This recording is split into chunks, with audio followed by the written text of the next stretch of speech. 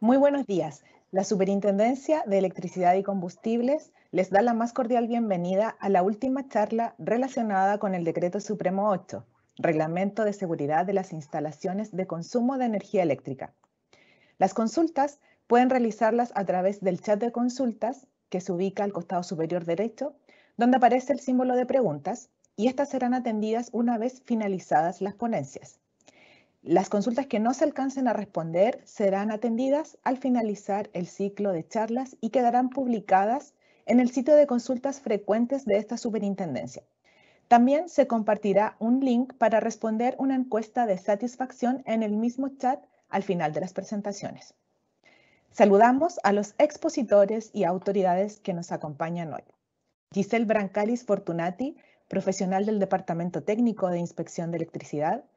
Julio Clavijo Cabello, jefe de la Unidad de Energías Renovables y Electromovilidad, y Mariano Corral, jefe de la División de Ingeniería de Electricidad de la Superintendencia. También, por supuesto, saludamos a toda la ciudadanía y a todos quienes nos acompañan hoy. A continuación, invitamos a Giselle Brancalis, profesional del Departamento Técnico de Inspección de Electricidad, para que comience su exposición del pliego técnico normativo RIC número 16, subsistemas de distribución, y a continuación del pliego técnico normativo RIC 17, operación y mantenimiento. Giselle, adelante, por favor.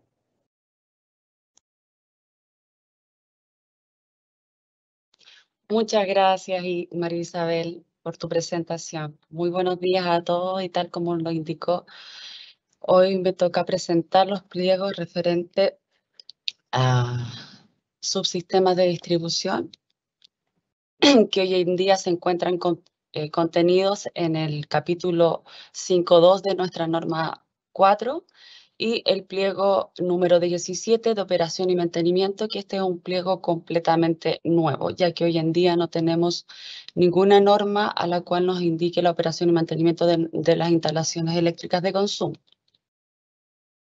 Comenzando con el RIC 16, principalmente tiene estos siguientes contenidos: los objetivos, alcance, las terminologías y las exigencias generales. Es un pliego muy cortito, solamente tiene 2 páginas. Como objetivo, este pliego técnico nos señala que es establecer los requisitos de seguridad y de operación de los subsistemas de distribución de energía eléctrica a lo largo del país. Como alcance y campo de aplicación, este quiere decir que aplica a todas las instalaciones de consumo de energía eléctrica que estén ejecutadas bajo esta modalidad de subsistema de distribución. Como terminología, aquí les coloqué principalmente estos 3 términos: subsistema de distribución, empalme, empresa distribuidora. Aquí en su sistema de distribución señala que se denominará a una red eléctrica de distribución interna de propiedad de privados construida dentro de los límites de una propiedad, edificio, centro comercial, parcelación, condominio o similares, o cuya finalidad será proveer de energía eléctrica a cada uno de sus integrantes en forma independiente del servicio que presta la empresa distribuidora de electricidad en la zona. Es exactamente la misma definición que hoy en día se encuentra contenido, sino que se agregan como algunos ejemplos como centro comercial y parcelación. En otras palabras, esto quiere decir que se compra la energía mediante un empalme único a precio de cliente libre. Básicamente es eso lo que quiere decir esta terminología de subsistema de distribución. Como exigencias generales nos señala que cualquier comunidad constituida de los habitantes o usuarios, tanto de edificios de altura, centros comerciales, etcétera, que se encuentre compuesta por diferentes instalaciones independientes y que reciba suministro de una empresa distribuidora de electricidad, podrá optar a la alternativa de obtener energía eléctrica bajo un subsistema de distribución. Pero antes de solicitar el subsistema de distribución, solamente se van a poder ejecutar y llevar a cabo las que cuenten con la factibilidad de suministro eléctrico otorgada por la empresa distribuidora de la zona. Si no cuentan con esta factibilidad de suministro, no pueden solicitar a la empresa distribuidora este subsistema de distribución. Y esta factibilidad técnica hoy se encuentra contenida en el artículo 5.3 de la norma técnica de calidad de suministro eléctrico. Por su parte, el sistema de distribución será considerado como único servicio, siendo referida a las obligaciones, derechos y deberes de la empresa de distribución de electricidad, solo con respecto hasta el punto del empalme. En otras palabras, esto quiere decir que las obligaciones de la empresa distribuidora van a ser solamente hasta el empalme. Aguas arriba es propiedad y son responsables ellos, y de aguas abajo del empalme es propiedad del subsistema de distribución, de las personas que sean parte de esto. Los subsistemas de distribución deberán proyectarse y construirse de modo tal que cualquiera de sus usuarios individualmente tenga la opción de conectarse directamente a las líneas de distribución propias de la empresa distribuidora concesionaria. Por ejemplo, acá tenemos un subsistema de distribución. Acá, por ejemplo, si alguna empresa ya no quiere, algún cliente ya no quiere pertenecer a este subsistema de distribución, deberá tener todas las servidumbres y espacios comunes correspondientes, acá lo mismo. ¿Para qué? Para que la empresa distribuidora pueda extender sus redes e instalar los empalmes, ¿ya? Tendrá que dejar todos los espacios disponibles para que cualquier persona, si ya quiere dejar de pertenecer a este subsistema de distribución, se pueda conectar directamente a la empresa distribuidora.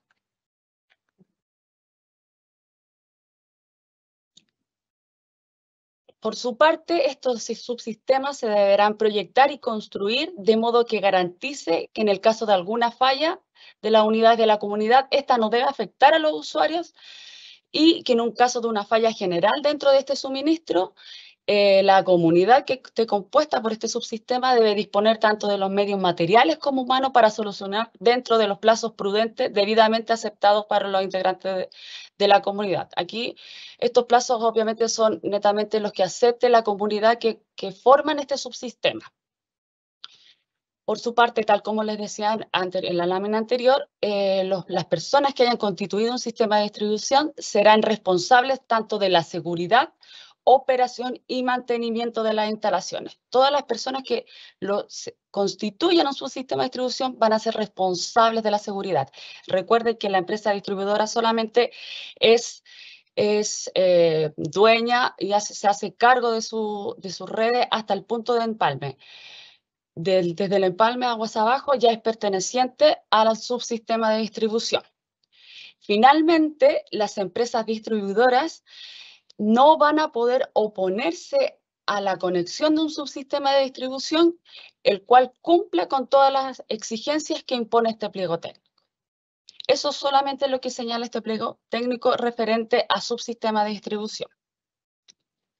Ahora comenzamos con el pliego número 17, que tiene los contenidos que ustedes contemplan ahí: objetivos, alcance, referencias, terminologías, los requisitos según el tipo de instalaciones y finalmente el programa de seguridad eléctrica. Como objetivo, tiene fijar los requisitos mínimos para la intervención, la verificación de las instalaciones de consumo de energía eléctrica del país sean de baja o media tensión, con el fin de salvaguardar a las personas que operan o hacen uso de ellas. Acá también hace una salvedad de lo que se entiende por intervención, ¿ya? Referente al alcance y al campo de aplicación, estos son aplicables a los lugares de trabajo, tanto para el personal electricista como para los usuarios de las instalaciones de consumo, y en las actividades de instalación, montaje, operación, explotación, mantenimiento, verificación, supervisión y finalmente el desmantelamiento de este tipo de instalaciones. Hace referencia solamente a estas dos normativas internacionales. La primera es respecto a las puestas de tierra de protecciones temporales y la segunda es la norma NFPA 70E, que habla de la seguridad eléctrica en lugares de trabajo. Define principalmente lo que se entiende como condición de trabajo eléctricamente segura, desenergizado, energizado y seguridad eléctrica. Ya entrando en lo que es los requisitos según cada tipo de instalaciones, nos señala este pliego técnico que la seguridad de la persona consiste en evitar que entre en contacto con niveles de tensiones peligrosas. Y si esto por ese motivo llegase a ocurrir, la seguridad de la persona va a depender solamente del desempeño del sistema de protecciones con el que cuenta la instalación. Por su parte, las instalaciones de consumo tendrán que cumplir con los requisitos básicos de mantención que se encuentran contenidos en este pliego. O sea, todas las instalaciones de consumo deben cumplir con los requisitos básicos que se encuentran en este pliego técnico. Por su parte, los instaladores autorizados deben cumplir con las exigencias de seguridad de la operación y mantenimiento que establece este pliego. En relación a las instalaciones que se encuentran en ambientes de atmósfera explosivo, las que están también contenidas en la minería y todas las instalaciones que tengan una potencia instalada igual o mayor a los 5 megas deben cumplir las exigencias de este pliego y además las de seguridad en la operación y mantenimiento que se encuentran contenidas en la norma NFPA 70E. Por su parte, las instalaciones que tengan potencias instaladas mayores a 300 kilowatts o las que se alimentan por empalme en media tensión de carácter industrial, comercial o ya lo que se entiende hoy en día como local de reunión de personas, deberán implementar un programa de seguridad eléctrica. Las empresas que se dediquen al mantenimiento eléctrico deben contar con al menos un instalador eléctrico autorizado por esta superintendencia de acuerdo a la clase y categoría de la instalación para la cual les brinden servicio. Bueno, obviamente, ustedes saben que tenemos el decreto 92, en la cual establece tanto las clases de los instaladores como la categoría. Por ejemplo, un instalador, si la empresa de mantenimiento quiere hacer una instalación, mantenimiento a la instalación tipo B, no va a poder contar con un instalador clase C, porque no se le permite. Por su parte, las empresas deberán tener un programa de seguridad eléctrica de acuerdo con la normativa vigente y a la cual haga referencia a la prevención de los accidentes de trabajo y enfermedades profesionales y que estén en concordancia bajo el sistema de gestión de riesgos laborales que lleva a cada empresa, y esto se puede hacer bajo las normas internacionales, las ISO, las ANSIS y las OCHAS, o también a través de programas de prevención de riesgos propios que implemente la empresa. ¿Qué debe tener como requisitos generales este programa de seguridad eléctrica? Bueno, deben tener mantenciones, deben contemplar las mantenciones eléctricas, que principalmente se trata de esto al conjunto de acciones basadas en criterios técnicos y especificaciones que entregan los fabricantes de los equipos. Además, también debe contener la evaluación y tratamiento de los riesgos eléctricos, que debe realizarse mediante alguna técnica de evaluación de riesgo que permita su adecuada identificación, análisis. Respecto también debe tener una inspección y una evaluación que principalmente se trata de verificar los equipos eléctricos con rutina y frecuencias. Debe también contener una planificación de procedimiento. Esto obviamente va a ser de acuerdo al tipo de actividad o instalaciones a cual se va a intervenir. Deben existir distintos tipos de planificaciones. Además, se deberá capacitar al personal que haga este tipo de mantenciones de manera de riesgos eléctricos como de seguridad y técnica. También deben tener un procedimiento de emergencia en caso de algún riesgo eléctrico o por alguna emergencia operacional en general. Y finalmente también deberán contener auditorías de seguridad eléctrica para ver si todo este programa es eficaz o no. Dentro de este programa de seguridad eléctrica, como les comentaba, deberá existir un procedimiento de identificación de peligro y evaluación de los riesgos donde se deben identificar los principales procesos y operaciones. Y además se debe tener en consideración estas actividades relevantes. Por ejemplo, los trabajos en circuitos de potencia, otros peligros como las mantenciones que se realizan en altura, los trabajos que se realizan en altura, los medios humanos y materiales disponibles que existen y los niveles de tensión que se van a intervenir de los sistemas. Además, también nos señala este pliego técnico que debe tener un procedimiento de trabajo seguro, hoy conocido como las 5 reglas de oro del trabajo eléctrico seguro, que principalmente destaca en que se deben desconectar todas las fuentes de alimentación. Además, se debe prevenir cualquier posible retroalimentación, por ende se debe bloquear, deben instalarse algunos bloqueos. Como número 3, se debe verificar con equipos la ausencia de tensión a la cual nosotros vamos a realizar el trabajo. También se debe colocar a tierra el circuito y finalmente se debe delimitar la zona en la cual se va a trabajar. Estas son las 5 reglas de oro para hacer una condición de trabajo seguro. Y finalmente este pliego técnico nos señala las puestas a tierra de protección temporal, que nos indica que estas se deberán instalar y ubicar de manera tal que se pueda evitar que el personal electricista que intervenga en los trabajos esté expuesto a los peligros de diferencia de potencial eléctrico. Por ende, se debe instalar algunos cercos o delimitar la zona y también colocar identificación. Debe estar debidamente identificada y delimitada. En relación a las capacidades de la Tierra, estas deben ser capaces de conducir la máxima corriente de falla que pueda influir en el punto de puesta a tierra durante el tiempo que corresponda para despejar las fallas. Respecto a la aprobación de los equipos, estos deberán cumplir con las exigencias de la norma ASTM F855-19A. O sea, todos los equipos deben estar en concordancia con esta normativa. Y finalmente la impedancia deberá ser suficientemente baja para provocar la operación inmediata de los dispositivos de protección en caso de una energización accidental de los conductores o parte de los circuitos. Acá yo les quise hacer un resumen de lo que tiene este pliego técnico. Por ende, todas las instalaciones de consumo deben cumplir con los requisitos básicos de mantención que establece este pliego.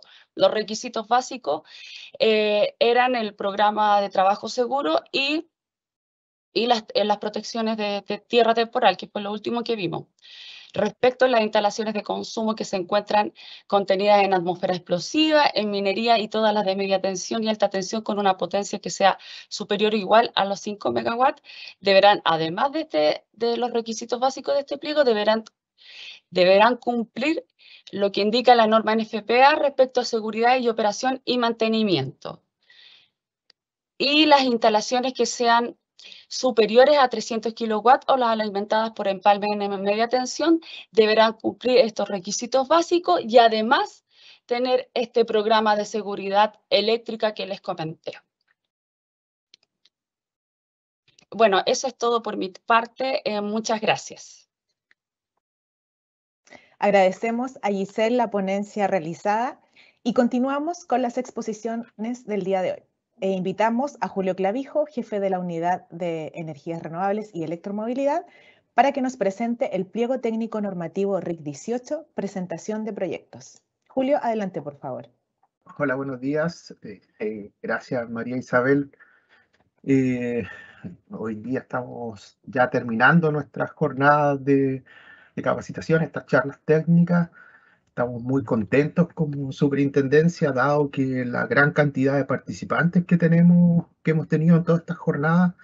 Hemos tenido un promedio de alrededor de 2.000 participantes en todas las jornadas que hemos tenido. Nos tiene bastante contentos la participación de todos los que hoy día están presentes. Vemos el interés que existe en participar de estas charlas, por eso nos tiene bastante motivados y creemos que vamos por el camino correcto, dado que la evaluación que hoy día tenemos de parte de la ciudadanía dice que lo que estamos haciendo les parece bien y nos motiva a seguir adelante, y creo que estamos muy contentos. Esperamos que estas situaciones, que este tipo de capacitaciones se vuelva a repetir, dado la gran participación que hemos tenido y en eso los resultados que nos han dado las encuestas diciendo que estamos en el camino correcto de lo que estamos haciendo. Hoy día vamos a ver los últimos dos pliegos nos quedan en este momento, que es el pliego de presentación de proyecto y el pliego de puesta en servicio. Ya entrando en materia, analizando el pliego parece que se cayó la presentación. Voy a volver a subirla. ¿Está? Cualquier cosa, María Isabel, me avisas porque yo ya... Sí, Julio, ahí se ve la presentación, la estás compartiendo. Gracias. Ya, muchas gracias. Entonces, para continuar con las presentaciones del día de hoy, vamos a analizar el pliego de presentación de proyecto, que es el pliego número 18. Tal como lo hemos revisado en todas las presentaciones, vemos este esquema donde se grafica las instalaciones de consumo principales y ver cuál es su equivalencia con lo que hoy día tenemos con la regulación actual. Si miramos a dónde se basa el pliego 18, es lo que está acá, lo que ustedes pueden ver como presentación de proyecto. Esto no está relacionado con la norma 4, pero sí está relacionado con la norma 284, que es la norma de presentación de proyecto. Esta norma es muy antigua, del 84, si algunos tuvieron la oportunidad de verla. Esa norma todavía habla del rápido graph, de todas esas cosas que ya hoy día de hoy no se utilizan. Sin embargo, este nuevo pliego viene a actualizar esa normativa y a establecer cómo se deben hacer la presentación de proyecto, qué se va a considerar un proyecto eléctrico y cuáles son los documentos que debe acompañar todo proyecto eléctrico. ¿Ya? Eso es lo que vamos a ver el día de hoy. Este pliego tiene como objetivo principal establecer los requisitos técnicos que deben cumplir en la elaboración y presentación de todo proyecto de instalación eléctrica de consumo. Es decir, todo proyecto de instalación eléctrica de consumo debe cumplir con este proyecto. ¿Cuál es el alcance? Aplica a todos los proyectos de instalación de consumo eléctrica que sean elaborados y presentados ante la superintendencia. Es decir, todos los proyectos eléctricos que se elaboren y presenten en la superintendencia, independiente del trámite que sea, tienen que cumplir con este procedimiento de presentación de proyecto. ¿Ya? Si entramos a analizar cuáles son las características, las exigencias generales de este pliego, dice que toda instalación de consumo de energía eléctrica debe contar con un proyecto, el cual debe ser desarrollado cumpliendo con las normas y pliegos técnicos aplicables. ¿Ya?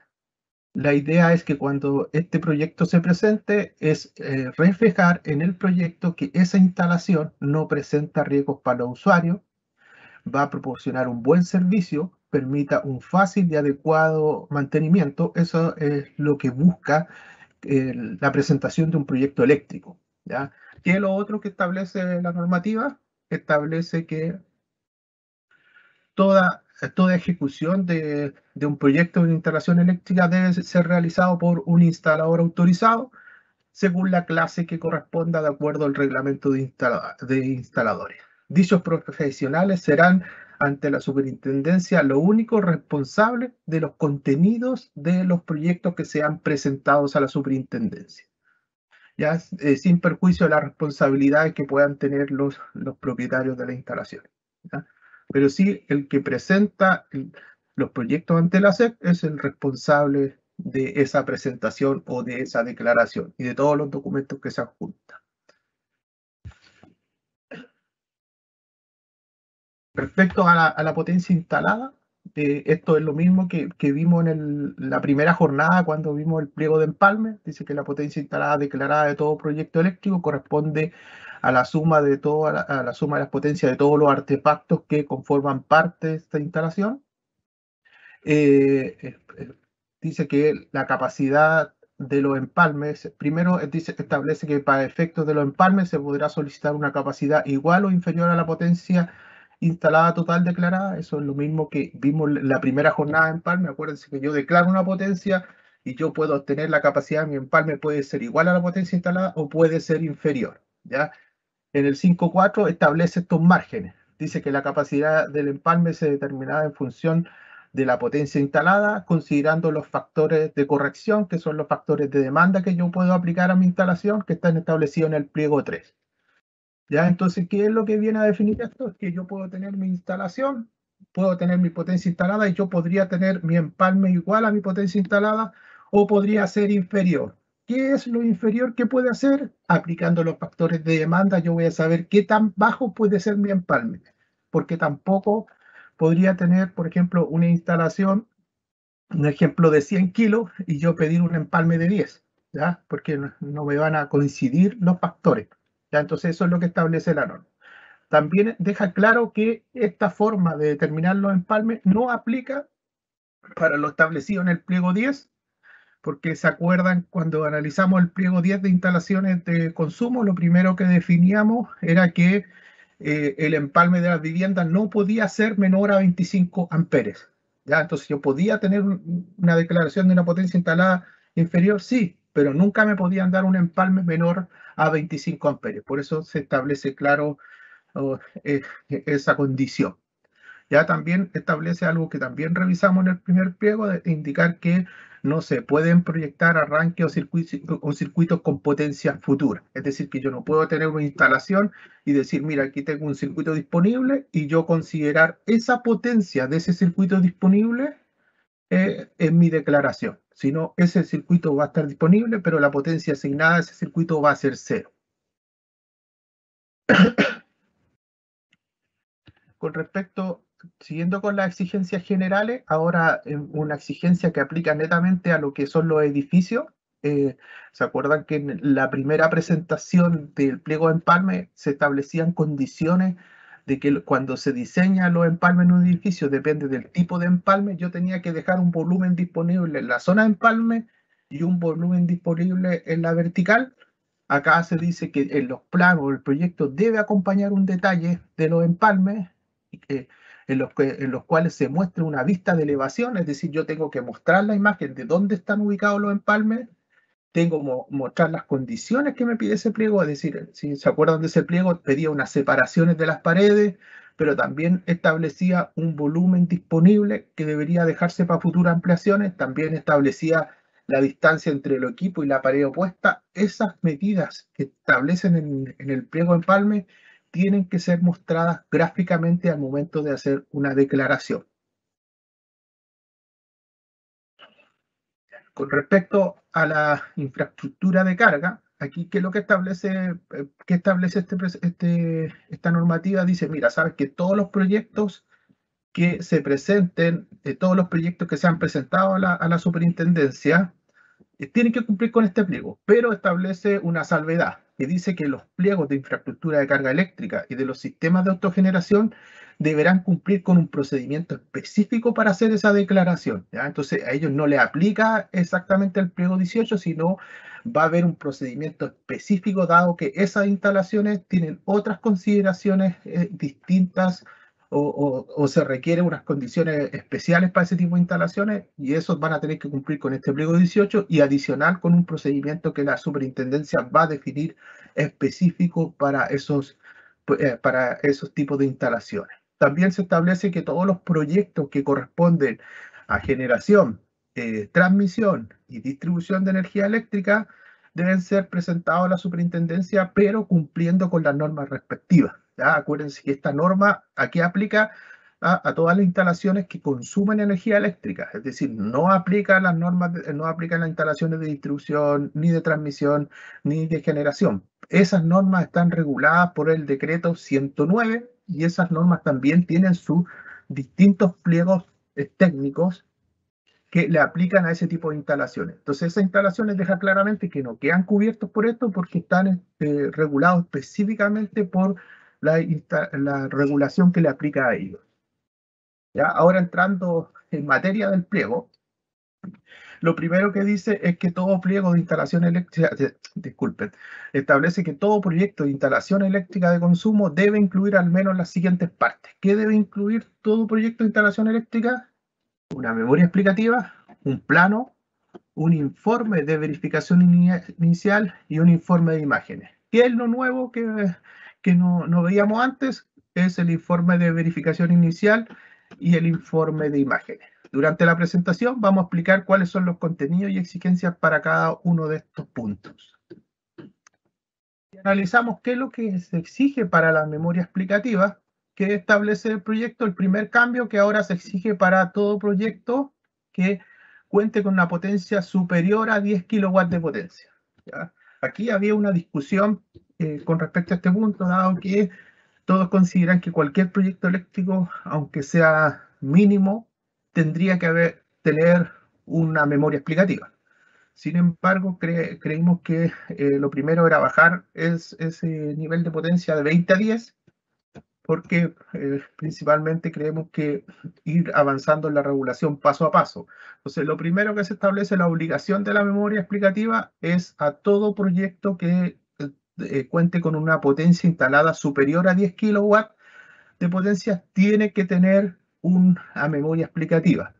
También todo proyecto de edificio y conjunto habitacional, es decir, si hay un edificio, yo podría decir, tengo un edificio habitacional donde tengo puras potencias de menor a 10 kilos, pero ya al formar parte de tu instalación de un edificio, esa instalación tiene que tener su memoria explicativa. Todos los locales clasificados como local de reunión de personas están obligados a tener su memoria. Todos los locales que contengan ambiente explosivo también tienen que tener su memoria, y todas las instalaciones que cuenten con empalme en media tensión están obligados a tener una memoria explicativa. Todos estos puntos que están acá son independientes de la potencia, están obligados a tener memoria explicativa. El resto que no está acá, si supera los 10 kilowatts, está obligado a tener memoria explicativa. ¿Ya? ¿Qué consiste la memoria explicativa? ¿Ya? La memoria explicativa tiene que contener cálculos justificativos. ¿Cuál es lo primero que tiene que contener? Un análisis de carga. ¿Qué es lo que busca? ¿Qué es lo que debe hacer el instalador respecto al análisis de carga? Lo que debe hacer el instalador es principalmente hacer un análisis de todas sus cargas que tiene y buscar cuáles sus cargas son lineales y no lineales. Lo que busca determinar esto es que el instalador pueda saber, o el proyectista pueda saber, si su instalación va a requerir, por ejemplo, filtro armónico, si su instalación va a requerir la instalación de condensadores, en el caso que cuente con un mal factor de potencia, pero ese análisis de las cargas le va a permitir identificar, por ejemplo, cómo tiene que dimensionar el neutro por efecto del armónico, ¿no? Entonces, lo primero que él tiene que hacer, un análisis de todas las cargas que va a tener, identificar cuáles son lineales, cuáles no son lineales, con respecto a su instalación. Se les pide que tienen que hacer los cálculos de intensidad de corriente, es decir, pues de acuerdo a las cargas, cuál es la intensidad de corriente que van a tener. Tiene que hacer los cálculos de los alimentadores y de los conductores, es decir, de los alimentadores y los circuitos respectivos, para determinar qué conductores necesita. Tiene que hacer los cálculos para determinar las canalizaciones, es decir, por ejemplo, voy a tener tantos conductores, por lo tanto necesito seleccionar tal ducto. Después tiene que indicar la sección de ese tipo de ducto, el tipo de ducto y el código utilizado en el caso que utilice ductos. Principalmente se utilizan los códigos cuando se utilizan ductos. Si utiliza otro tipo de canalización, no se le va a pedir indicar el código. Se les pide también hacer los cálculos de caída de tensión tanto de los alimentadores y los circuitos finales, y hacer un análisis de las distancias de seguridad. ¿En qué consiste ese análisis de las distancias de seguridad? Por ejemplo, en una vivienda, yo voy a tener mi zona que son los baños, y en los baños yo tengo que establecer mi distancia de seguridad, y en ese mismo distancia de seguridad tengo que indicar en cuál de todos estos volúmenes de seguridad que existen en los baños van a estar ubicados mis instalaciones, para saber qué requisitos tiene que cumplir esa instalación. Acuérdense, cuando vimos el pliego de instalaciones generales y vimos los baños tenían distintos volúmenes o distintas áreas de seguridad, y según el área era donde yo podía instalar equipos, y de acuerdo a esa área me establecía si el equipo podía ser de cierta tensión, si el equipo tenía que ser de cierta IP, o debería estar asociado a un diferencial, ya sea de 30 o de 10.000 amperes, de acuerdo a la zona donde yo fuera a instalar los equipos. Entonces, ese análisis de distancia de seguridad lo que busca es reflejar eso. También la memoria debe contener el cálculo de cortocircuito. Acuérdense que el cálculo de cortocircuito es algo fundamental, por ejemplo, para determinar el tema del cálculo de las tierras y algo fundamental para ver el tema de la coordinación de las protecciones.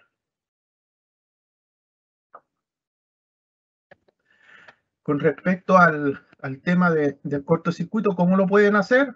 Primero, lo pueden calcular, o lo que les recomiendo yo es que pidan el certificado de cortocircuito, que los tiene que entregar la empresa distribuidora. Eso lo hace a través de la norma de distribución. Miren, a algunos les parece que les gusta que diga el nombre completo. Ese es el nombre completo de la norma de distribución. Se llama Norma Técnica de Calidad de Servicios para Sistemas de Distribución, conocida coloquialmente como la norma de distribución en la industria. Esta norma de distribución ustedes la pueden descargar de la página de la CNE, www.cne.cl. Ustedes pueden descargar la norma de distribución. Esta norma es gratuita. Se van al capítulo 5, artículo 5.3, y ahí dice que la factibilidad técnica, con los estudios que tiene que hacer la distribuidora, con la entrega de estos certificados, es sin costo para el interesado, ¿ya? Tiene que ser, dice que a solicitud del usuario es obligatorio para mayores a 10 kilowatts. Es decir, que para cualquier instalación que sea mayor a 10 kilowatts, cuando ustedes presenten la solicitud de factibilidad técnica a la distribuidora tiene que informarle el nivel de cortocircuito para todas las instalaciones mayor a 10 kilowatts. ¿Qué pasa con las instalaciones menores? La distribuidora no se lo va a entregar a usted si usted no lo solicita. Por lo tanto, es importante que cuando haga la solicitud y si en algún momento ustedes ven que la solicitud de factibilidad no tienen cómo pedir esto, yo les recomiendo dos cosas. Primero, mandar la información a la SEC, presentar un reclamo a la SEC, indicando que no pueden pedir la solicitud de nivel de cortocircuito, o lo otro que ustedes pueden hacer, en el mismo papel, escriban que ustedes requieren la solicitud de acuerdo al artículo tanto de la norma de distribución. Ya la empresa está obligada a entregarlo porque esa norma regula todo lo que tiene que ver con la empresa distribuidora. ¿Por qué es importante tener este nivel de cortocircuito? Digo, es importante para determinar los sistemas de puesta a tierra, ¿ya? Es importante para la coordinación y selectividad de las protecciones, ¿ya? Por eso recalco este tema. En la memoria se les va a exigir que ustedes tengan el nivel de cortocircuito. ¿Qué pasa con instalaciones que tengan potencia superior a 20 kilos o que tengan un empalme en media tensión? Adicional a todo lo que está acá, ese tipo de instalaciones va a tener que presentar un estudio y coordinación de selectividad de protecciones, ¿ya? Aquí, acá arriba, solo va a estar con las recomendaciones que establece la norma. ¿Se acuerdan cuando vimos el pliego de instalaciones generales? La norma establecía que debería existir, que tiene que existir una selectividad de protección en un estudio, y en el caso que no, les da unas recomendaciones. Ya acá basta con que indiquen cuáles son las curvas, pero acá se les pide el estudio. Ya usted cómo determinó cuál fue la coordinación y la selectividad de protecciones, no basta con lo que la norma recomienda, sino ustedes tienen que hacer un análisis de las curvas con el cortocircuito y determinar cuáles son las curvas que necesitan, y con la coordinación de protecciones tiene que ver específicamente con el nivel de cortocircuito. Con respecto a cálculos de sistema de puesta a tierra, se le exige acá el cálculo. Acá en estas otras instalaciones ustedes pueden presentar lo que se llama la medición del sistema de puesta a tierra. Acá se les pide los cálculos del sistema de puesta a tierra porque estamos hablando de empalmes de media tensión, ¿ya? Y se exige cálculos de iluminación. Ya, acuérdense que todo esto que está acá es para instalaciones superiores a 20 kilos o cualquier instalación que tenga un empalme de media tensión, independiente de la potencia de ese empalme de media tensión. Si es de 5 kilos, igual está obligado a tener eso. ¿Ya? Estas son las exigencias que debe tener toda memoria explicativa, ¿ya? ¿Qué otros aspectos tiene que tener la memoria explicativa? Tiene que tener un título de especificaciones técnicas, ¿ya? En estas especificaciones técnicas que se deben acompañar todos los certificados de los productos que forman parte de la instalación. Por eso es importante que cuando ustedes compren las canalizaciones, conductores, exíjanle al proveedor los certificados. Acuérdense que estos productos muchos vienen con el código QR de la SEC, basta escanear ese código y ahí ustedes pueden descargar los certificados de cada uno de los productos, ¿ya?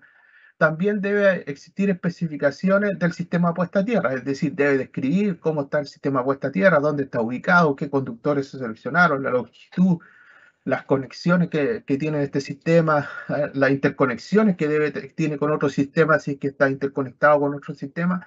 También dentro de las especificaciones debe detallarse el cálculo de los recintos de gabinete del empalme. Acuérdense que en la primera parte que les pedía, muéstrenme el dibujo de cómo están puestos los empalmes, los volúmenes disponibles. Acá en la memoria le dice ya, usted me mostró los dibujos, ahora muéstreme cómo llegó a esos cálculos, porque en el dibujo usted me va a colocar, no, tengo un volumen de tanto disponible. En las especificaciones técnicas usted tiene que hacer el cálculo, ¿ya? De cuánto es ese volumen. Acuérdense que en el pliego número 1, ustedes van a ver cómo se hace ese cálculo, ¿ya? No es complicado hacer ese cálculo, pero le establece cómo debe hacer el cálculo para dimensionar las zonas de empalme y las verticales también. Y por último, también tiene que existir lo que es la ubicación de materiales. También, ¿qué cosas más le pide la memoria técnica? Esos son los aspectos más importantes de la memoria explicativa. Después, ahora vamos a analizar qué es lo que es el informe de verificación inicial. Acuérdense que las partes estaban el plano, memoria, informe de verificación inicial. ¿En qué consiste? Dice que con respecto al informe de verificación inicial que establece la regulación, dice que todo proyecto eléctrico declarado ante la superintendencia debe contar con un informe de verificación inicial, el cual debe contener los ensayos y mediciones de acuerdo a lo establecido en el pliego 19. ¿Cuál es el pliego 19? El pliego de puesta en servicio. Ese pliego lo vamos a ver en la última parte de esta jornada técnica. Entonces ahí vamos a ver cuáles son esos ensayos, esas mediciones que se exigen a toda instalación eléctrica. Entonces, es decir, ¿tiene que contener un proyecto eléctrico? ¿Debe contener una verificación inicial? Sí, debe contener. ¿Qué debe cumplir? Debe mostrar todos los resultados de ensayo y medición establecidos en el pliego 19.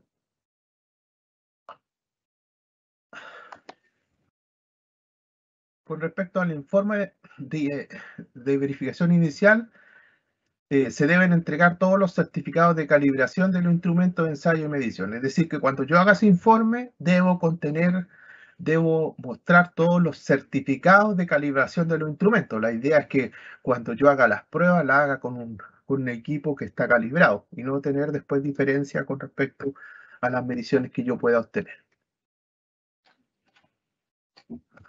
Con respecto a los planos, ¿qué les puedo indicar con respecto a los planos?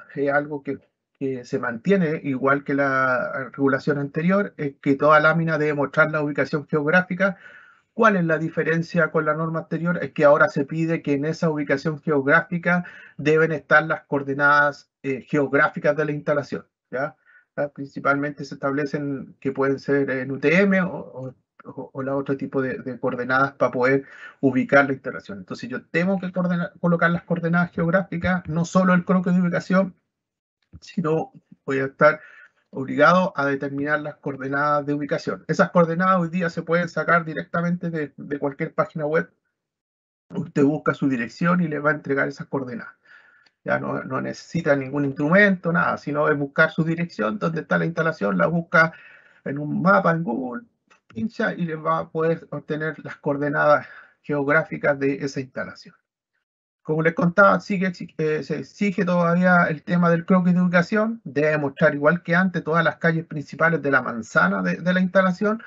Y en el caso que estas no existan calles públicas, por ejemplo, en algunos casos se nos daba que camino interior, y eso era casi imposible buscar ese tipo de instalación. Se obliga que si pasa ese caso, usted tiene que indicar el nombre de la calle principal y una referencia a esa calle principal, cómo llegar al lugar. Si es una carretera, deberá indicar el kilómetro de la carretera donde se encuentra esa entrada para el camino interior y poder llegar a la instalación. Eso es obligatorio. También, ¿qué es lo que está en plano? Establece todos los anexos donde vienen las simbologías, que esto no cambia. En un momento se pensaba, aquí hay principalmente pensábamos buscar y migrar a una norma internacional de simbología como era la IEC, pero realmente significaba muchos cambios en respecto a la forma que por años hemos dibujado las instalaciones en Chile, y creemos que hacer ese cambio principalmente no aportaba mucho, porque por años llevamos haciendo esto y creemos que no era necesario emigrar a eso. Por eso también se establecen los anexos. Ustedes van a ver la simbología que es similar o igual en la mayoría de los casos a la que teníamos anteriormente. Para eso están los anexos 8.3. Ahí ustedes van a poder ver toda la simbología. También establece si es que yo no tengo un símbolo para reflejar mi instalación, ¿qué tengo que hacer? Tengo que establecer un cuadro de simbología donde debo indicar, por ejemplo, las características y funcionamiento del equipo. Tengo que indicar, por ejemplo, si yo tuviera un enchufe al interior lo dibujo de esta forma y quiero dibujar un enchufe que está al exterior, lo puedo hacer otro dibujo, pero tengo que indicar, por ejemplo, el IP porque está al exterior. Esas características las debo indicar en mi cuadro de simbología. Con respecto a los planos, se establece claramente lo que debe contener un diagrama unilineal. Hay un anexo que muestra este ejemplo de cómo se debe hacer un diagrama unilineal. Les voy a explicar más o menos el dibujo. ¿Qué se pide? Que, por ejemplo, el empalme, se tiene que indicar qué tipo de empalme, por ejemplo, si es una 6, una 9, qué tipo de empalme se va a usar, si es subterráneo, aéreo, la potencia del empalme, la tensión, si es media, baja tensión, principalmente, el tipo de acometida, si es aéreo, subterráneo, o el tipo de conductor que se está ocupando, la sección del conductor, la longitud, la capacidad y la curva del interruptor del empalme, para ver efectivamente si hay coordinación. Acuérdense que el pliego establece que la regulación eléctrica establece que esta protección no es un limitador de potencia, y establece que debe ser la curva más lenta para que permita coordinar estas protecciones, ¿ya? Porque lo que debe pasar en caso de una falla en un circuito, debe operar esta protección primero y no operar la del empalme, ¿ya? Entonces, si estas curvas son más lentas que la del empalme, aunque la capacidad en corriente del empalme, por ejemplo, sea 40 amperes y acá sea 10 amperes, si esta curva es lenta y esa rápida, va a operar más rápido esa protección que la protección que está acá, ¿ya? Pero todo eso depende de los análisis de las curvas con respecto al cortocircuito, ¿ya? Pero sí, la norma que establece como principio general que esta siempre debe ser más lenta. Yo como instalador podría exigirle a la distribuidora que fuera una curva distinta a la lenta, pero para eso tengo que tener mi estudio de coordinación de protecciones y de selectividad de protecciones para demostrarle a la empresa que yo requiero otro tipo de curva, ¿ya? Entonces, eso es importante, que tiene que estar con respecto al sistema de puesta a tierra. Se tiene que informar el sistema de puesta a tierra, se tiene que dar las características de los conductores que se utilizan de protección y servicio. Acuérdense que la neutralización se hace la unión principalmente en las barras de distribución, o sea, las barras de puesta a tierra, o el sistema puesta a tierra, la malla. Ahí se hace la unión de los dos conductores. No se hace principalmente acá en los tableros, ¿ya? Por un tema de seguridad se hace acá versus que se haga acá en el tablero. También se debe indicar cuál es el método de medición y el instrumento utilizado. Cuando vimos el pliego de puesta a tierra, vimos que había un anexo que definía los distintos sistemas de medición de puesta a tierra. Ya acuérdense que tenemos la medición que es la más precisa, que es cuando yo tengo los sistemas de entierro las barras y voy midiendo los electrodos y voy graficando los valores de puesta a tierra. Cuando yo grafico los valores de puesta a tierra, me va a pasar así: va una curva que va subiendo, llega a la parte plana y después se dispara. Cuando esos valores de la parte plana, ese es el valor de mi puesta a tierra, ¿ya? He visto casos que algunos instaladores, cuando declaran esto, pescan todos estos valores y te sacan el promedio. El promedio no es el valor de puesta a tierra. Es cuando la curva alcanza la parte plana, ese es el valor de la puesta a tierra, ¿ya? Entonces, también la norma te permite el método, si no me equivoco, del 62% de la distancia. Calcula el 62% de esta distancia, mides, y ese valor siempre va a ser el que está ahí, en la parte media de la curva, ¿ya? Entonces, yo debo decir, ¿qué método de medición?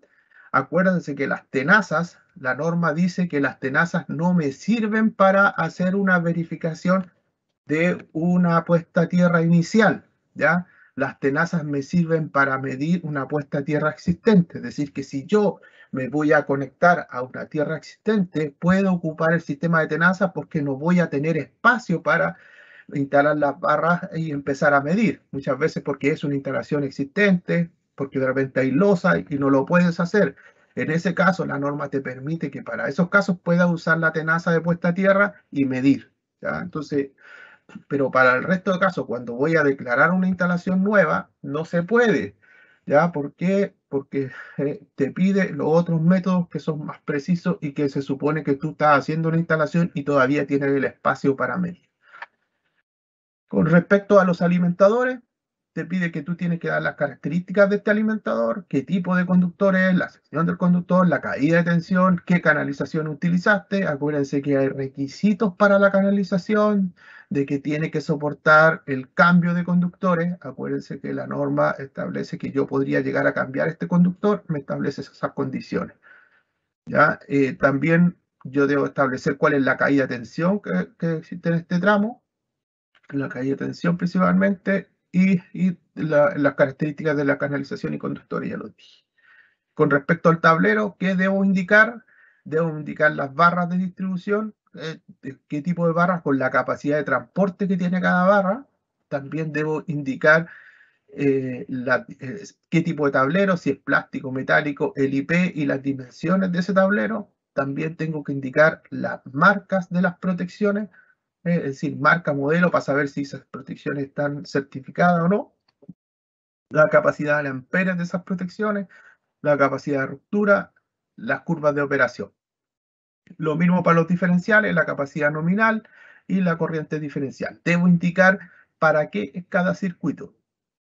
Para iluminación, enchufe, debo indicar. Y si es media tensión, debo colocar las características del empalme media tensión y aquí debería indicar todo lo que corresponde a media tensión.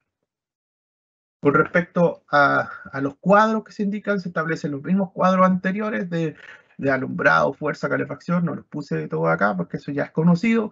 Que se agrega que debe existir un cuadro de resumen, que ahora se establece un poco más preciso en qué consiste el cuadro de resumen de alimentadores. Esto no existía antes.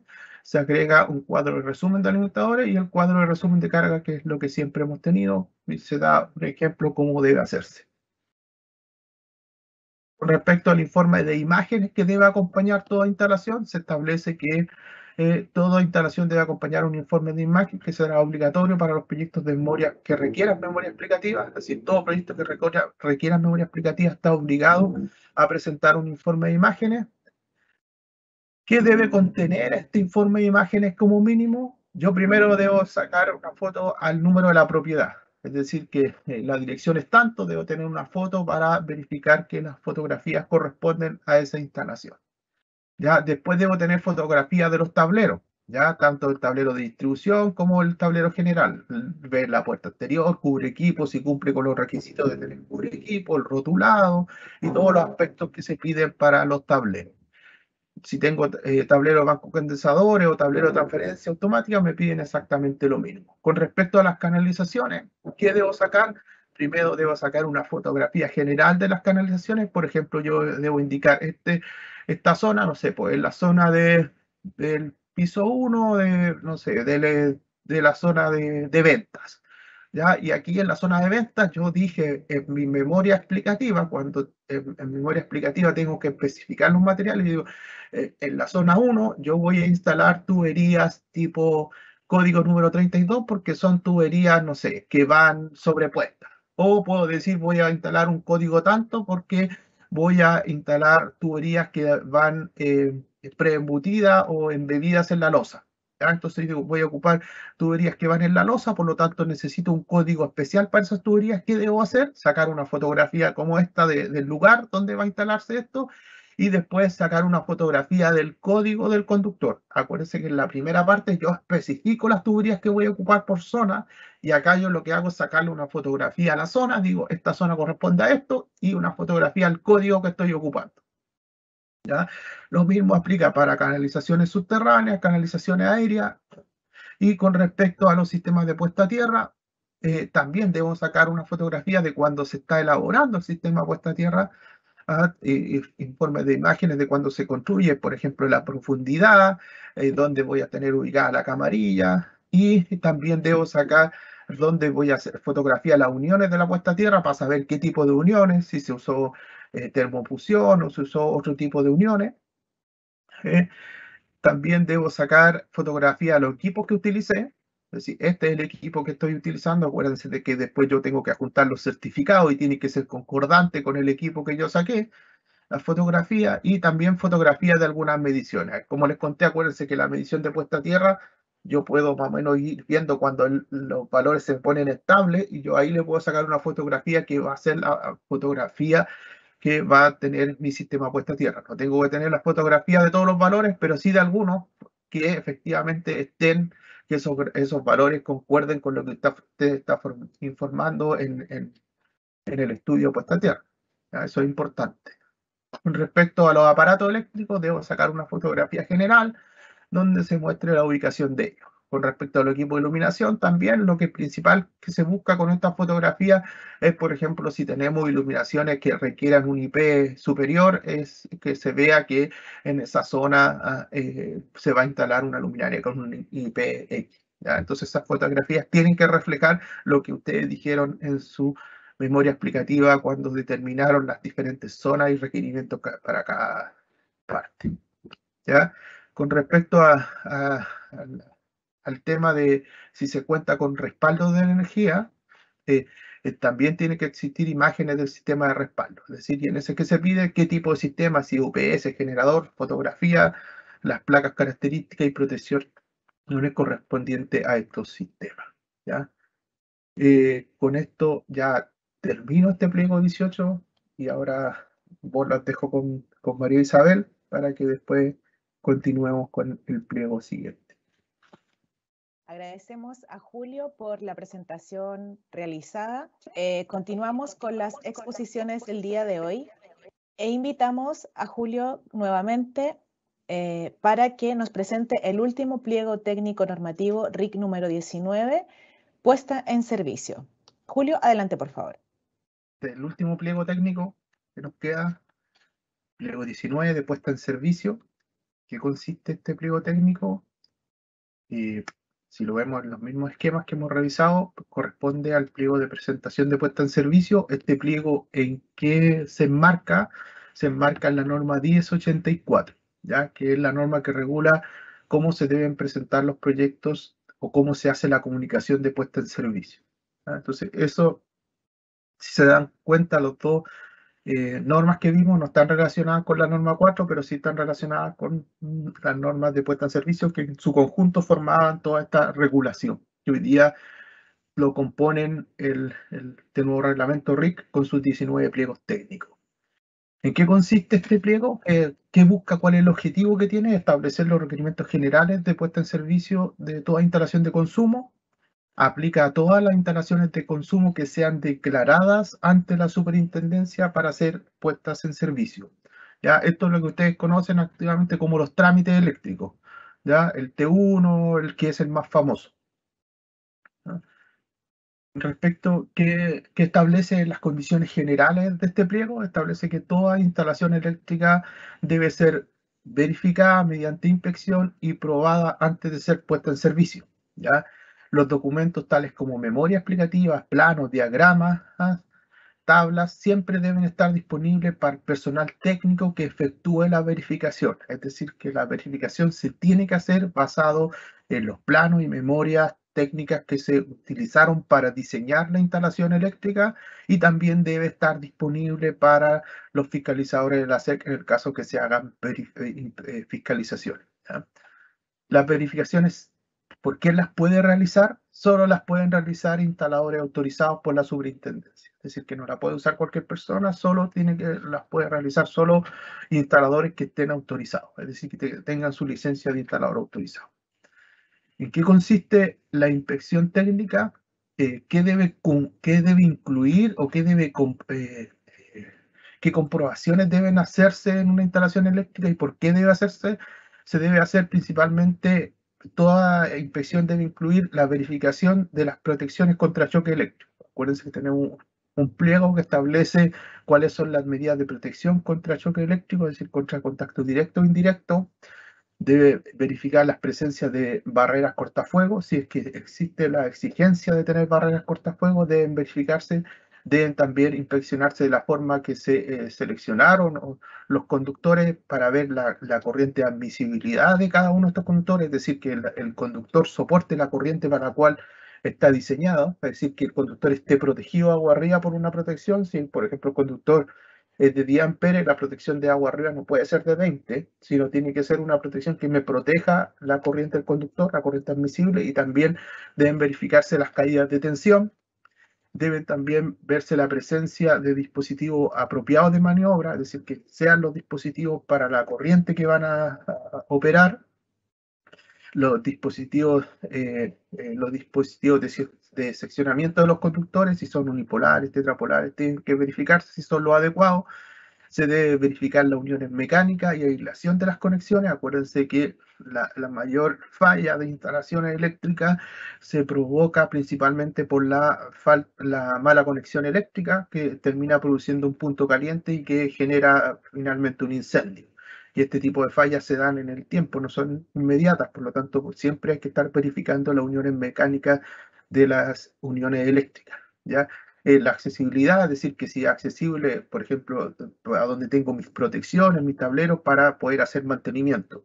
Ya no va a ser que el tablero esté ubicado en un lugar donde yo no pueda entrar para hacer mantenimiento, o por ejemplo, muchos casos de estos se dan en las cajas de distribución, que a algunos se les ocurre colocar las cajas para que sean abiertas desde el entretecho, y muchas veces en el entretecho no hay ni siquiera espacio para llegar a la caja, por lo tanto ahí es imposible hacer mantenimiento a esas cajas. Por lo tanto, esas disposiciones tienen que verificarse que la instalación esté construida para que permita un fácil mantenimiento o un adecuado mantenimiento. Otro aspecto importante que dice: las inspecciones deben realizarse ¿para qué? Para contrastar qué. ¿Ya? Primero, que el proyecto eléctrico con el cual fue diseñado y ejecutado, ese es el proyecto que yo realicé con todo lo que me pide la norma, es primero ver que ese proyecto que diseñé cumple con el reglamento y los pliegos técnicos aplicables a ese tipo de instalación. Entonces, es lo que, cuando voy a hacer una verificación, ese es el objetivo principal de esa verificación.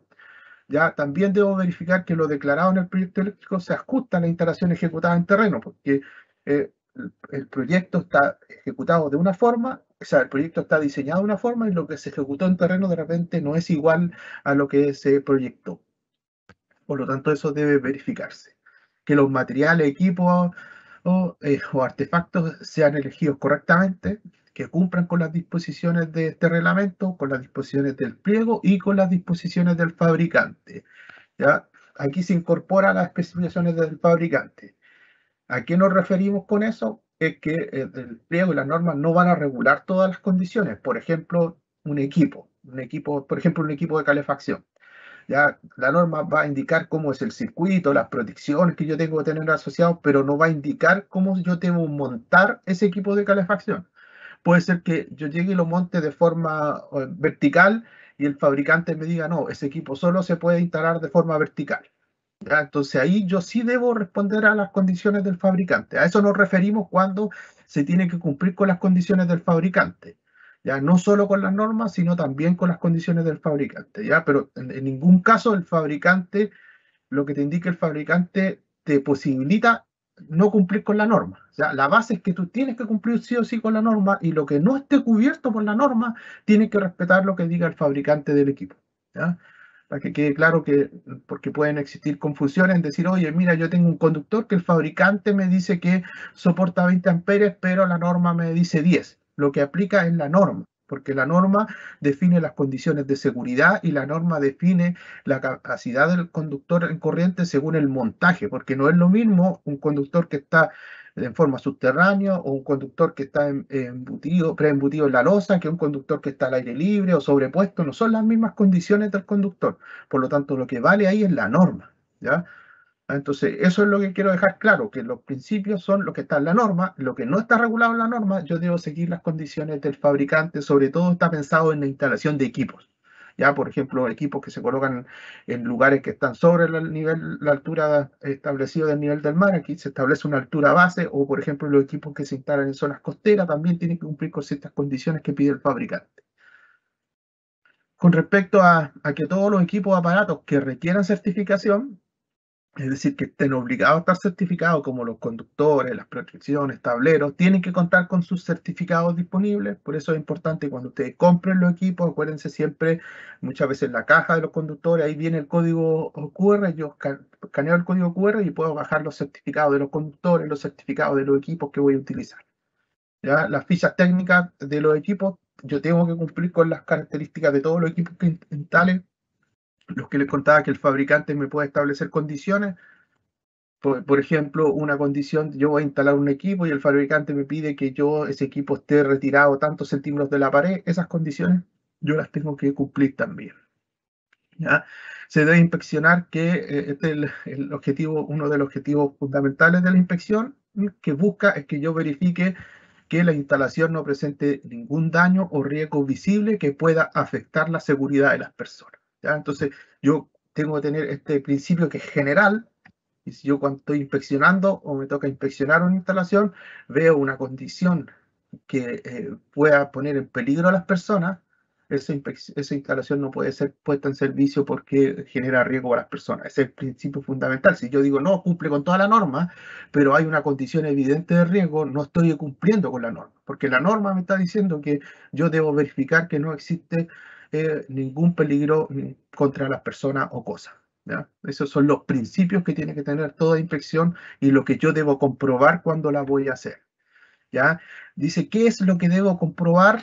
¿Qué debo incluir en una inspección cuando la vaya a hacer o realizar?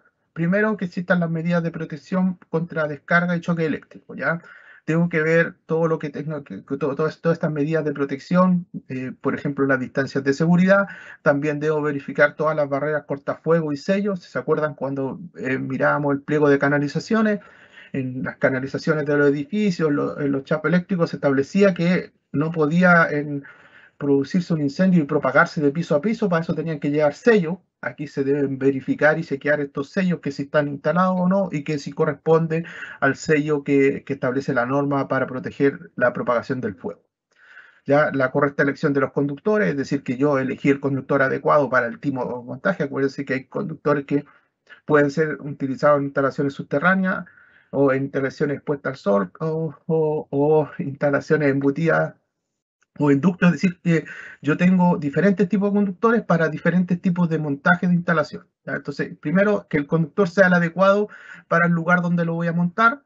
Segundo, que la corriente admisible del conductor esté adecuada con la protección, es decir, aquí me piden un conductor de tal protección, esté adecuado, o sea, un conductor que tenga tanta capacidad de corriente, está asociado a una protección por la cual queda protegido el conductor. Sí, yo debo verificar eso en terreno, ya, porque en el diseño me encargo de determinar mi función de conductor versus a las cargas que voy a alimentar. ¿Ya? Entonces acá yo lo que verifico son los temas de seguridad, que ese conductor quede protegido. También verifico los temas de caída de tensión respecto a los conductores seleccionados y termino viendo las conexiones de los sistemas de puesta a tierra, es decir, que todos los equipos estén conectados a puesta a tierra. También debo verificar que las protecciones estén bien reguladas, tanto las protecciones como los sistemas de control, que los dispositivos apropiados para el seccionamiento y mando, es decir, si yo tengo equipos para seccionar y comandar una instalación, esos equipos estén adecuados, es decir, que si van a interrumpir una corriente de tal capacidad, el equipo tenga la capacidad para interrumpir esa corriente. ¿Ya? Siguiendo con los temas que se tienen que comprobar en toda verificación, continúa con el tema de la selección de los equipos y de las medidas de protección que tiene este equipo contra la influencia externa. Es decir, todos los problemas externos, por ejemplo, de medio ambiente, clima, si yo voy a mi equipo los voy a instalar en una zona costera, tengo que preocuparme que estén protegidos para la corrosión. ¿Ya? Entonces, si yo voy a instalar mi equipo en un lugar calificado como atmósfera explosiva, mi equipo tiene que cumplir con esas categorías de atmósfera explosiva, porque son los problemas que me incluyen los agentes externos a la instalación. Entonces, la identificación de los conductores, acá es importante respetar que todos los conductores que se elijan en una instalación cumplan con el código de colores. Acuérdense que la norma dice que todos los conductores tienen que cumplir con el código de colores de cierta sección hacia arriba, te permite que tú los marques porque asume que sobre ese calibre ya no existen colores para los conductores, sino todos los fabricantes fabrican los conductores de chaqueta negra. ¿Ya? Lo que no puede ser es que esa chaqueta sea verde. La norma dice claramente que si usted tiene un conductor de color verde, solo lo puede ocupar para tierra protección. No lo puede marcar, es decir, si es verde, solo va a tierra protección. ¿Qué dice? Que si de cierta sección hacia arriba, yo lo que puedo hacer es, si en el mercado no existen conductores de colores, yo pueda tener conductores de cierto color, principalmente negro, eso sí los puedo marcar. Hay preguntas que me han hecho de conductores, por ejemplo, RBK, que están con código de color europeo. ¿Ya? El cordón o multiconductor viene con color europeo. Ese cordón que viene con color europeo, con código de color, no se puede utilizar en instalaciones interiores.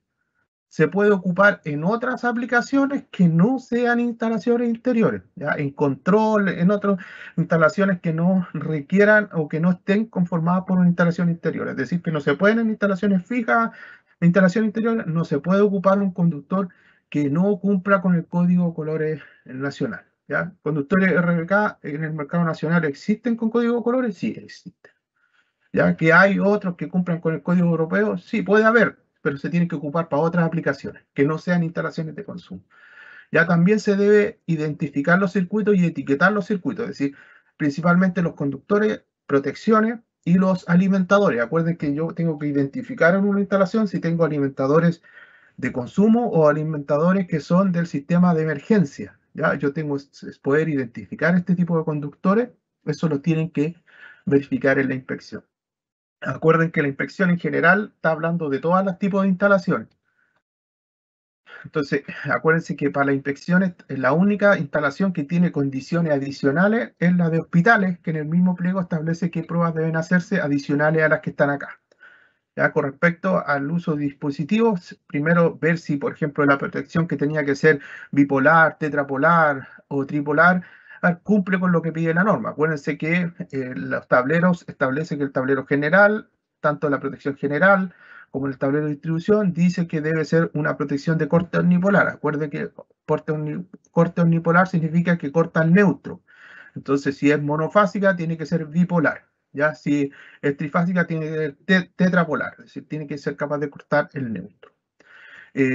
También se debe verificar la presencia de los rotulados, del rotulado de los tableros con el diagrama lineal. Todo tablero tiene que tener su rotulado, para qué sirve cada protección, pero también tiene que tener el dibujo del diagrama lineal.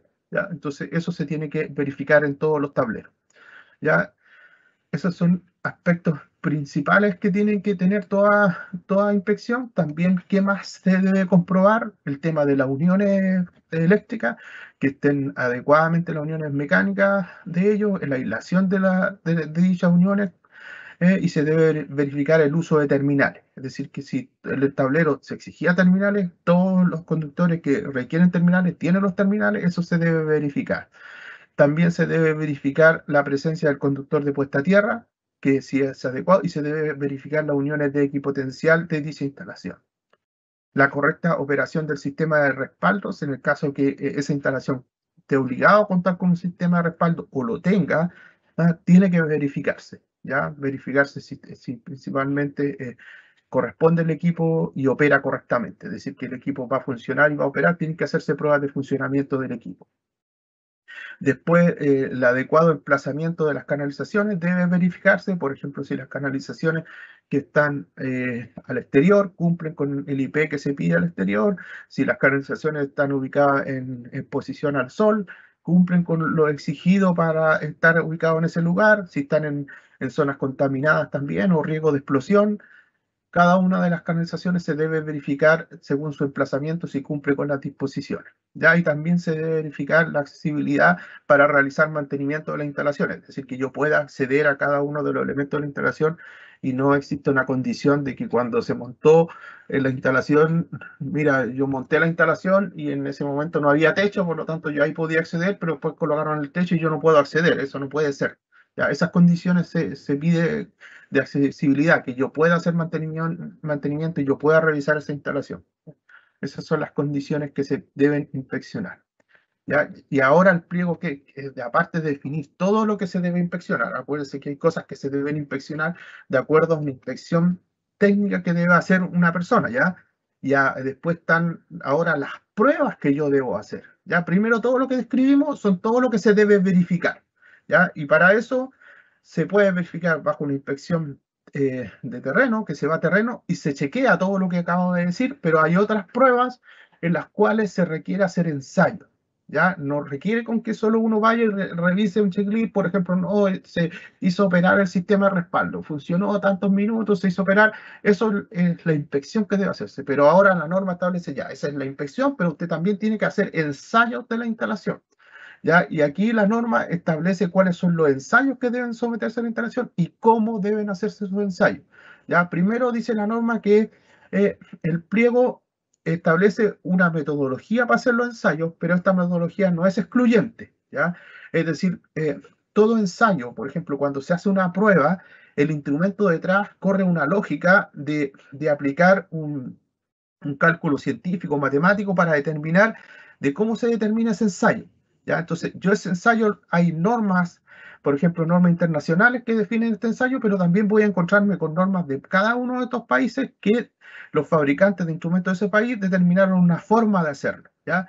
Existen estándares americanos y estándares algunos que son de su propio país, ¿ya? Entonces, ¿qué dice la norma? ¿Yo te puedo admitir un estándar distinto al que te estoy exigiendo? Sí, ¿ya? Pero tienes que traérmelo y los tiene que aprobar.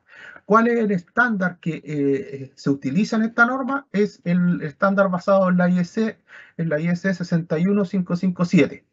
¿Ya? Esta norma IEC, y en las partes 1 a la 11, establece cada uno de los ensayos que ustedes van a encontrar en esta norma y establece la forma científica o matemática que se determinan estos ensayos. Es decir, cómo yo voy a considerar que ese ensayo es válido, cómo se hace. Pero eso es lo que hace internamente el instrumento. Yo como instalador lo que debo preocuparme es que cuando compre un instrumento para ensayar mi instalación eléctrica, mi instrumento esté basado en esa norma IEC. Si yo tengo un instrumento en el cual está basado en otra norma, debo pedirle a la SEC autorización para poder usarlo, ¿ya? ¿Qué te van a pedir?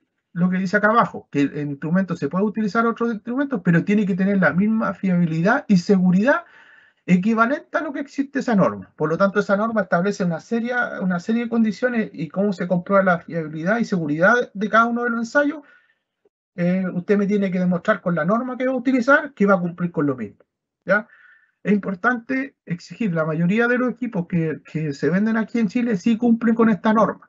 Yo cuando voy a hacer el ensayo, hay equipos que cumplen con varias normas. Entonces yo cuando voy a hacer el ensayo, voy y selecciono, por ejemplo, el método de medición y busco el ensayo de la IS tanto. Y después de eso me va a abrir los distintos ensayos. Incluso hay instrumentos que usted coloca esta norma IS y le enseña la instalación completa con todos los parámetros que está. Pero esto es lo que busca, esta norma define el método, cómo se hace. ¿Ya? Entonces yo no me debo preocupar hoy quiero saber el detalle de la norma, sí, si usted lo puede saber, pero lo importante y lo fundamental es cuando yo compre ese equipo, es que verifique que el equipo está basado en ese método, ¿ya? Establece otra norma, esta norma que está acá, es para ensayos principalmente de pruebas de atmósfera explosiva. Si yo no estoy en atmósfera explosiva, voy a verificar solo esa norma. ¿Ya? Entonces, esa es la norma importante para la mayoría de los instrumentos. Esta es para los ensayos que yo hago en atmósfera explosiva. ¿Ya? ¿Qué pruebas tengo que hacer? Aquí la norma me enumera todos los ensayos que yo debo hacer. Continuidad de los conductores, principalmente los conductores de protección. Debo ver la continuidad de esos conductores, es decir, que desde la carcasa del equipo exista continuidad hasta el mismo sistema de puesta a tierra. La resistencia de aislamiento, según la instalación. Acuérdense que cada instalación me va pidiendo requerimientos específicos. O sea, la resistencia de aislamiento se pide para todas las instalaciones, ¿ya? La protección por separación de circuito muy baja tensión, de acuerdo, si yo elegí ese método de protección, lo tengo que verificar. Acuérdense que, por ejemplo, cuando hablábamos de las piscinas, se decía que las luces no podían ser de cierta tensión, tenían que tener circuitos de tensiones trabaja. Entonces yo ahí, pues si en esa instalación de piscina ocupo mis luces de tensiones trabaja, tengo que ver las medidas de protecciones. Cómo yo seleccioné, tengo que probar ese sistema de protección de tensión de muy baja tensión, ¿ya? Por lo tanto, debo ensayar eso.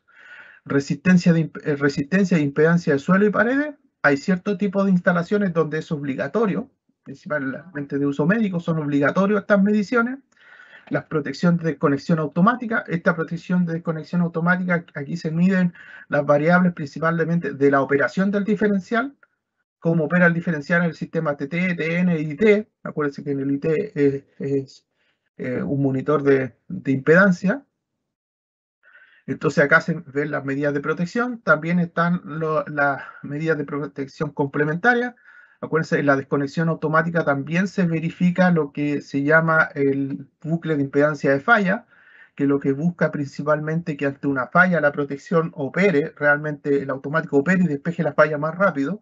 Entonces esas verificaciones de lazo se verifican acá para verificar que el componente, el lazo de la instalación está adecuado para, en el caso que se produzca una falla, las protecciones van a operar correctamente, ¿ya? Entonces, todo eso hay un capítulo que describe todo este tipo de ensayos que deben hacerse. Las protecciones complementarias, el ensayo de polaridad, el ensayo de orden de fase, las caídas de tensión deben verificarse, deben medirse, las pruebas de funcionalidad de los equipos, la medición de iluminación de cada uno de los recintos debe verificarse, y debe verificarse los sistemas de iluminación de emergencia y señalética. Es decir, hay exigencias para eso, deben ensayarse y probarse que cumplen con esa exigencia. Este es el listado de todas las pruebas y ensayos que yo debo hacer a las instalaciones eléctricas, ¿ya? Entonces, primero, establece con respecto a la atmósfera explosiva, tal como le comenté anteriormente, que las pruebas que se van a hacer tienen que ser basadas en esa norma y los instrumentos tienen que ser basados en esa norma. Acuérdense que estamos en presencia de una atmósfera explosiva, que cualquier efecto puede generar una explosión y hay que evitar esos temas de peligro. Por lo tanto, la norma que regula cómo se interviene y cómo se hacen las pruebas están relacionadas específicamente a esta norma. Es una norma IEC, pero su versión en español es la norma UNE. Con respecto, siempre lo que hicimos fue que cuando existía la versión IEC en versión en español, se colocó la versión UNE, pero la mayoría son normas, no son normas de España, sino la norma internacional en versión español. Con respecto a la infraestructura de carga y respecto a los sistemas de autogeneración, esos sistemas requieren otro tipo de ensayo, por lo tanto los ensayos deberán de ser definidos de acuerdo a un procedimiento específico de la SEP. Ya para infraestructura de carga existe un procedimiento hoy día de cuáles son las pruebas que deben hacerse, dado que ahí se utilizan otro tipo, aquí hay una fiscalización de un sistema de electromovilidad donde se están haciendo los ensayos y pruebas descritas en esa regulación. Si un ensayo negativo, si un ensayo da resultado negativo, deben repetirse los ensayos y todos los ensayos que fueron afectados por ese resultado. Es decir, si yo tengo un ensayo acá que me afectó el resto del resultado, tengo que repetir ese y todos los que se vieron afectados, hasta que no exista falla en la instalación. Ya, ahora, luego de analizamos todas las pruebas que me dijeron, ahora vamos a analizar en qué consiste la verificación inicial. ¿Qué dice la norma? Establece que la verificación inicial debe hacer toda instalación eléctrica, debe contar con una verificación inicial, debe ser realizada ¿por quién? Por un instalador autorizado, debe completar la revisión documental del proyecto, es decir, acuérdense, la primera parte de la inspección, dijimos todo lo que tenía que verificar, eso lo debe entregar, es decir, todos los puntos que comentaba anterior deben verificarse y entregar una verificación documental, tanto cuando nos referimos a documentales que debe establecer la verificación del proyecto, es decir, yo tomo el proyecto, los planos, verifico todo lo que me pidieron y digo, sí, el proyecto cumple con esto. Después hago una inspección en terreno y digo, todos los resultados del terreno que me pedían que yo tenía que verificar, sí, aquí están. Y después entrego lo que son los resultados de las pruebas y ensayos. Que todas las pruebas y ensayos que me pidieron también deben formar parte de la verificación inicial. ¿Cómo se entrega esto? Se entrega a través de un informe de verificación inicial. Ya el informe contiene toda la documentación del proyecto, los resultados de la inspección de terreno y los resultados de los planos, de las pruebas y ensayos efectuadas en la instalación. Y estas pruebas y ensayos, ¿cómo se identifican? Por cada tablero que conforma la instalación, ¿ya? Las pruebas y ensayos son correspondientes y todo lo que yo haga es el tablero tanto. Acuérdense que el tablero es el corazón de la instalación, entonces yo voy a ver este tablero y este tablero corresponde a todos estos circuitos y a ese tablero yo le hago las pruebas y los ensayos, ¿ya? Y por tablero se entregan estas pruebas y ensayos, ¿ya? Debe existir un informe fotográfico. Este es un informe distinto al informe de imágenes. Aquí es un informe fotográfico de los resultados de las pruebas, ¿ya? Y este sí debe acompañar el informe anterior, el que hablamos, el informe de imágenes, de donde yo voy presentando el proyecto. Ya acá está ese informe y yo acá complemento sobre ese mismo informe, complemento los ensayos fotográficos, pero de los resultados de los ensayos que yo estoy realizando. Es decir, tablero X, foto, la prueba de aislamiento, aquí están las pruebas de aislamiento, fotografía, principalmente para estas son los informes de imágenes que forman parte del informe verificación inicial. Es decir, cualquier informe que lo haga tiene que cumplir con estos requisitos. ¿Ya? Ahora, la norma establece que también existen verificaciones periódicas. ¿Ya? ¿A quién le corresponden las verificaciones periódicas? Acuérdense que el reglamento establece que las responsabilidades del diseño de la instalación, ejecución, las responsabilidades técnicas son del instalador, pero las responsabilidades del mantenimiento de la instalación o su normalización son responsabilidad del propietario. Por lo tanto, acá debe existir una responsabilidad de que el propietario realice verificaciones periódicas. ¿Cómo se van a realizar estas verificaciones periódicas? La norma establece que toda instalación es susceptible a cambio a lo largo de la vida útil, es decir, que ninguna instalación se permanece en forma igual, sino esa va cambiando, pero también dice que deben realizarse porque cada cuánto deben realizarse estas verificaciones periódicas va a depender del funcionamiento, de la frecuencia y uso del tipo de instalación y dónde está ubicada la instalación, el tipo de materiales que se implementó y la mantención que se efectúe, ¿ya? Todas esas son las condiciones que yo debo considerar cuando voy a determinar cada cuánto tiempo debo realizar la verificación periódica. ¿Quién es el encargado de establecer cada cuánto se hace esta verificación periódica? ¿Cuáles son las instalaciones que van a partir? Basado en implementando la verificación periódica, dice que la superintendencia es la que va a establecer un procedimiento que va a determinar la frecuencia máxima de cuándo debe hacerse esta verificación periódica. Ya esta verificación periódica va a decir, no sé, que la instalación es un ejemplo, se tienen que inspeccionar cada 5 años, por ejemplo, las instalaciones, un ejemplo educacional. Puede decir, todas las instalaciones educacionales de ciertas características se tienen que verificar cada 5 años y ahí la SEC tiene que establecer este procedimiento. Cuando este procedimiento se establezca, se va a establecer la obligación para estos locales. Aquí la norma dice que toda instalación tiene que recibir esta verificación inicial y quién va a determinar la frecuencia es la SEC. ¿Ya? Respecto, también establece la verificación de tercera parte. ¿Ya? Ustedes se verifican. Preguntarán, ¿qué es lo que es esto de la verificación de tercera parte? La verificación de tercera parte es cuando se crean organismos de certificación. Algo similar a lo que existe hoy día en gas, que exista el sello eléctrico y similar al gas. La norma dice que van a existir verificaciones de tercera parte. Dice las verificaciones de tercera parte deberán ser implementadas aplicando las exigencias definidas en la verificación inicial y periódica, que es lo que regula la norma. Es decir, que cuando se haga esto no se va a hacer de cualquier forma, sino tiene que cumplir con lo que se exige para la verificación inicial, en el caso que sea una instalación nueva, o verificación periódica. Es decir, todas las exigencias que se establecen de cómo se tienen que hacer estas verificaciones, tanto la revisión de plano como la revisión de ensayo, tienen que estar basados en esto cuando se implemente la verificación de tercera parte. ¿Quién va a ser el encargado de establecer la verificación de tercera parte? Va a ser la superintendencia, va a establecer un procedimiento en el cual va a implementar la verificación de tercera parte y en ese procedimiento va a definir cuáles son las instalaciones que van a partir o cuáles son las instalaciones que deberían estar sometidas a la verificación de tercera parte.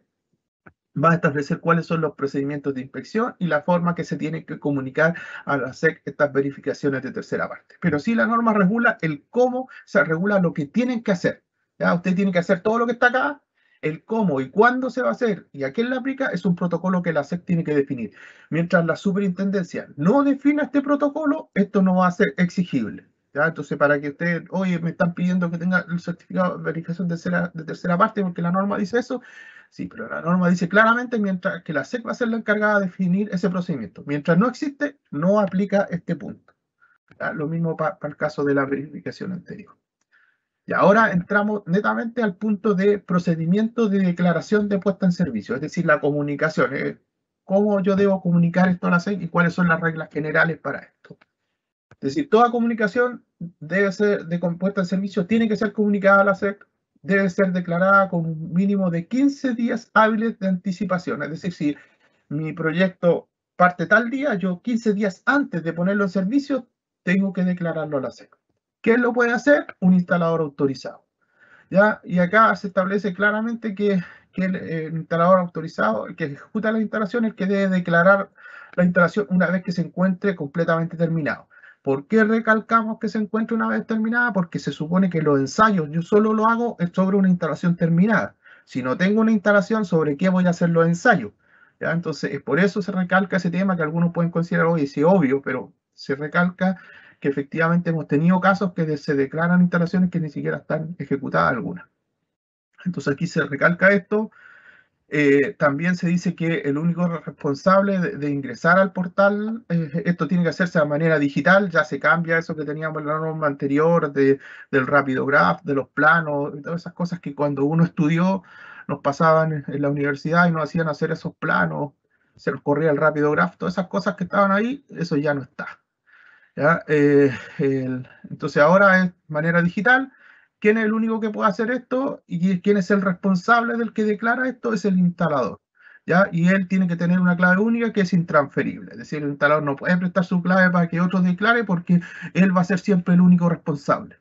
¿Ya? Entonces aquí es importante que el momento de declarativo, acuérdense que lo que consiste en la declaración de la SEC, el modelo que se implementa es que la superintendencia le entrega una licencia de instalador autorizado a un profesional que tiene las competencias, por lo tanto ese profesional es como un ministro de fe delante de la superintendencia en el cual dice, yo profesional tanto declaro esta instalación a través del T1 y yo cuando estoy declarando estoy diciendo que hice todas las pruebas y ensayos de esa instalación que garantizan que esa instalación es segura.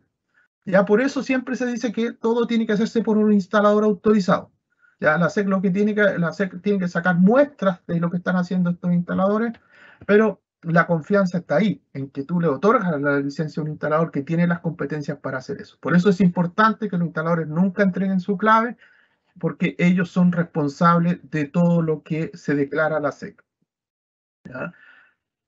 Con respecto al mismo método de presentación, establece varias condiciones de que quién es el proyectista eléctrico encargado de declarar la instalación a la SEC. Lo primero que tiene que hacer ese instalador tiene que solicitar la factibilidad técnica de suministro. Es obligatorio. A futuro, los trámites que se hagan para obtener empalme, se le va a exigir que usted adjunte la factibilidad técnica de suministro.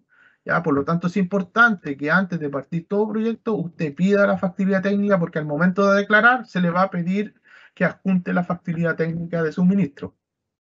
También acuérdense por qué es importante, porque le va a dar el valor de la corriente de cortocircuito, que es el valor inicial para yo empezar a hacer todos mis cálculos, ¿no?, de mi protección y sistema puesta a tierra. También establece que en el caso de que un instalador ejecute una ampliación o modificación de una instalación existente, él es el responsable de verificar que la parte que ejecutó no altere el funcionamiento de del resto del sistema. ¿Ya? Pero en palabras simples, ¿a qué me refiero? Es si usted tiene una instalación, por ejemplo, tiene un tablero de general, tiene un tablero de distribución, ¿ya? Y usted se conecta a este tablero de distribución, a un circuito y crea un circuito distinto acá, usted tiene que, aparte de verificar todo lo que hizo usted que cumpla con la norma, tiene que verificar que la protección general de ese tablero de distribución cumpla con la norma, que ese alimentador que va hacia el tablero general cumpla con la norma, que la protección de ese tablero general también cumpla con la norma. ¿Ya? Entonces, ojo, es importante donde usted va a seleccionar el punto de conexión, porque si usted selecciona un punto de más abajo en la instalación, más condiciones va a tener que verificar hacia arriba sobre la instalación existente, ¿ya? Y lo que sí, un instalador siempre está llamado a que si usted va a abrir un tablero donde se va a conectar a un punto de instalación y ve que ese tablero tiene condiciones inminentes de riesgo, la responsabilidad del instalador es decirle al propietario que él tiene que normalizar eso, porque si no el instalador se ve expuesto a una condición innecesaria y el instalador no puede conectar esa instalación porque él estaría siendo parte de esa condición de riesgo. ¿Ya? La norma le establece, cuando usted verifique, tiene que ver que no exista riesgo a las personas. ¿Ya? Entonces, primero, si no hay riesgo para las personas, pero conectarse en un punto es tan complejo que usted le hace tener que hacer varios cambios, usted elija el punto de conexión. Ese punto de conexión, en vez de ser acá, podría ser, no sé, en el tablero general, usted tiene que ubicar el punto de conexión porque a donde usted intervenga va a tener que ver toda la operación del resto de la instalación, no se ve influenciada por la nueva ampliación que está haciendo usted. ¿Ya? Pero acuérdense, el principio básico es que yo como instalador siempre debo ver condiciones de riesgo. Si hay condiciones de riesgo, aquí no me refiero a condiciones, por ejemplo, hoy día, ¿qué condición podría ser que no fuera de riesgo? Por ejemplo, yo digo, me voy a conectar a este tablero de distribución, ya, pero tengo que cambiar la protección general a una bipolar. Ya voy a tener que cambiar la protección del general a bipolar. Ya, condiciones que me pide la norma, pero no son condiciones que son un riesgo inminente, porque esa protección igual va a operar y va a funcionar. Lo que yo debo hacer es buscar dónde voy a generar menos impacto para que la nueva instalación no me choque con la instalación que estaba basada en la norma anterior. Esas son las condiciones, pero el riesgo siempre es algo que tienen que verificar y no podrían ustedes intervenir o conectar una instalación que está en un inminente de riesgo, sino ustedes son responsables de lo que está pasando ahí. Con respecto a la ejecución de distintas instalaciones eléctricas, se crea la figura, que esto siempre ha existido, de un ingeniero coordinador. Es decir, yo tengo una instalación de un edificio, tengo instalaciones de ascensor, tengo instalaciones de bomba, cada uno hace las declaraciones de esto y yo hago la declaración final donde agrupo todas estas potencias y declaro la instalación general. Yo tengo que verificar que esta instalación general y cada una de ellas sea compatible con la instalación y no presente problemas. Y va a existir el ingeniero coordinador, que eso estaba en la norma actual. Ya los antecedentes que deben acompañar a toda comunicación es el proyecto definitivo. Nuevamente se hace énfasis que tiene que ser el plano as-built, es decir, que el plano que yo voy a ver a terreno, voy a verificar, tiene que ser el que está ejecutado y no tiene que ser el de proyecto, porque muchas veces lo que se proyectó y ejecutó recibe cambios, porque el proyecto se hace en papel principalmente y cuando va a terreno te encuentras con condiciones distintas y tienes que hacer cambios sobre esas instalaciones. Por lo tanto, yo debo actualizar el plano antes de declararlo, ¿ya? Las memorias explicativas, todo lo que aquí establece que todos los requisitos que me pide el pliego 18 lo tengo que adjuntar en ese proyecto. La declaración, es decir, cuando yo declaro el T1 que estoy diciendo, estoy declarando como instalador eléctrico que ejecuté la instalación, que hice las pruebas y todos los ensayos, y los cuales van a ser comprobados e informados en las memorias explicativas que me pida la instalación en el pliego 18. Debo entregar el informe de verificación inicial junto a la declaración. Es decir, cuando tenga que declarar, me van a pedir el informe de verificación inicial.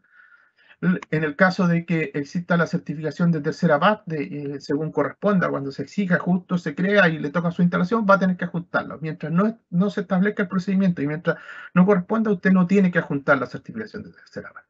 Ahí la certificación de tercera parte le va a entregar a usted el informe de verificación inicial y usted solo va a tener que ajustar ese informe porque ya va a estar cubierto. Mientras no exista esta verificación de tercera parte, el instalador es que tiene que hacer la verificación inicial de toda instalación. Ya esto es lo último. Estos ya son temas más operativos de declaración. Se deja claro de las cosas que no se pueden hacer. Por ejemplo, no se pueden realizar declaraciones simultáneas. A ver, ¿qué es lo que pasa? Es que habían ciertos instaladores que cuando declaraban una instalación de una casa, por ejemplo, o de cualquier cosa, presentaban la declaración hoy día, después una hora después volvían a ingresar la misma declaración, después otra hora volvían a ingresar otra declaración, mañana otra y el miércoles otra, esperando que una de esas fuera aprobada según el tipo de verificación. La superintendencia tiene un método de fiscalización en los cuales existen tres tipos de fiscalización. Una fiscalización que es general, que es la más básica, que se encarga de ver los elementos que corresponden a la declaración, que es el checklist reducido que la mayoría ve. Después existe una fiscalización documental que se revisa la ingeniería de los proyectos y una revisión de terreno, ¿ya? ¿Cómo se hace la selección de esta instalación? La superintendencia cuenta con un sistema que se llama scoring, que cuando ingresa la declaración ve varias variables, ¿ya? Por ejemplo, de dónde es el instalador, la experiencia del instalador, las características de su historial del instalador, sanción y todo, y según esas variables el sistema dice ya, estas instalaciones son las que tendrían que ir a terreno. ¿Ya? Pero ¿qué es lo que pasa? Que el instalador donde declara muchas veces puede salir a terreno y algunas le hacen otras revisiones, y eso no corresponde. Una instalación solo puede estar asociada a una declaración. ¿Ya? Entonces el instalador no puede hacer esto. ¿Por qué se deja claro? Porque esto es una falta grave. ¿Ya? Tratar de ingresar es ingresar información manifiestamente errónea.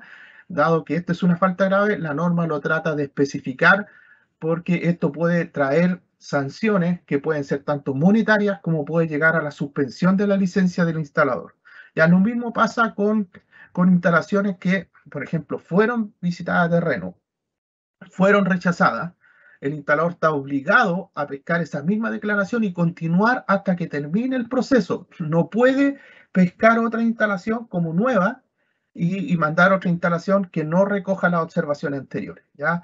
Esas cosas también pasaban, por eso estas cosas ahora van a ser por el sistema, lo pasen en forma automática, pero es necesario que los instaladores sepan las reglas para que no cometan errores y no sufran sanciones que pueden llegar a alguna hasta suspender su licencia. Entonces, por eso era necesario que la norma estableciera estas condiciones para que el instalador supiera qué se puede hacer y qué no se puede hacer, dado que nuestra normativa era muy antigua y no establecía el sistema de declaraciones electrónicas, ¿ya? Por eso el primer paso, antes de comenzar con cualquier tipo de sanción o amonestación, era necesario que la regulación lo trajera claro y preciso para que todos supieran las reglas del juego antes de empezar con estos procesos que pueden terminar en sanciones, muchos de ellos. Ya también vuelve a decir que las responsabilidades legales de que la información no se ajuste, o sea, si en la inspección es la superintendencia o la entidad de tercera parte que se autorice, se constata que no se ajustan a las disposiciones legales reglamentarias, los errores técnicos serán responsabilidad de los instaladores y los propietarios serán responsabilidad de su normalización. Entonces aquí es importante que los errores técnicos, es decir, que en la ejecución, en el diseño, correspondan al instalador, ¿ya? La normalización de la instalación corresponde al propietario. Ya, para eso sí van a ver, en esos errores pueden llegar a tener sanciones por las responsabilidades que tienen los instaladores que ejecutan dicha instalación. Con eso termino. Muchas gracias, María Isabel, por todo. Termino con la última presentación del pliego. Agradecemos a Julio por las presentaciones realizadas hoy y también nuevamente agradecemos a Giselle por la presentación realizada hoy y en el transcurso de todo este ciclo de presentaciones.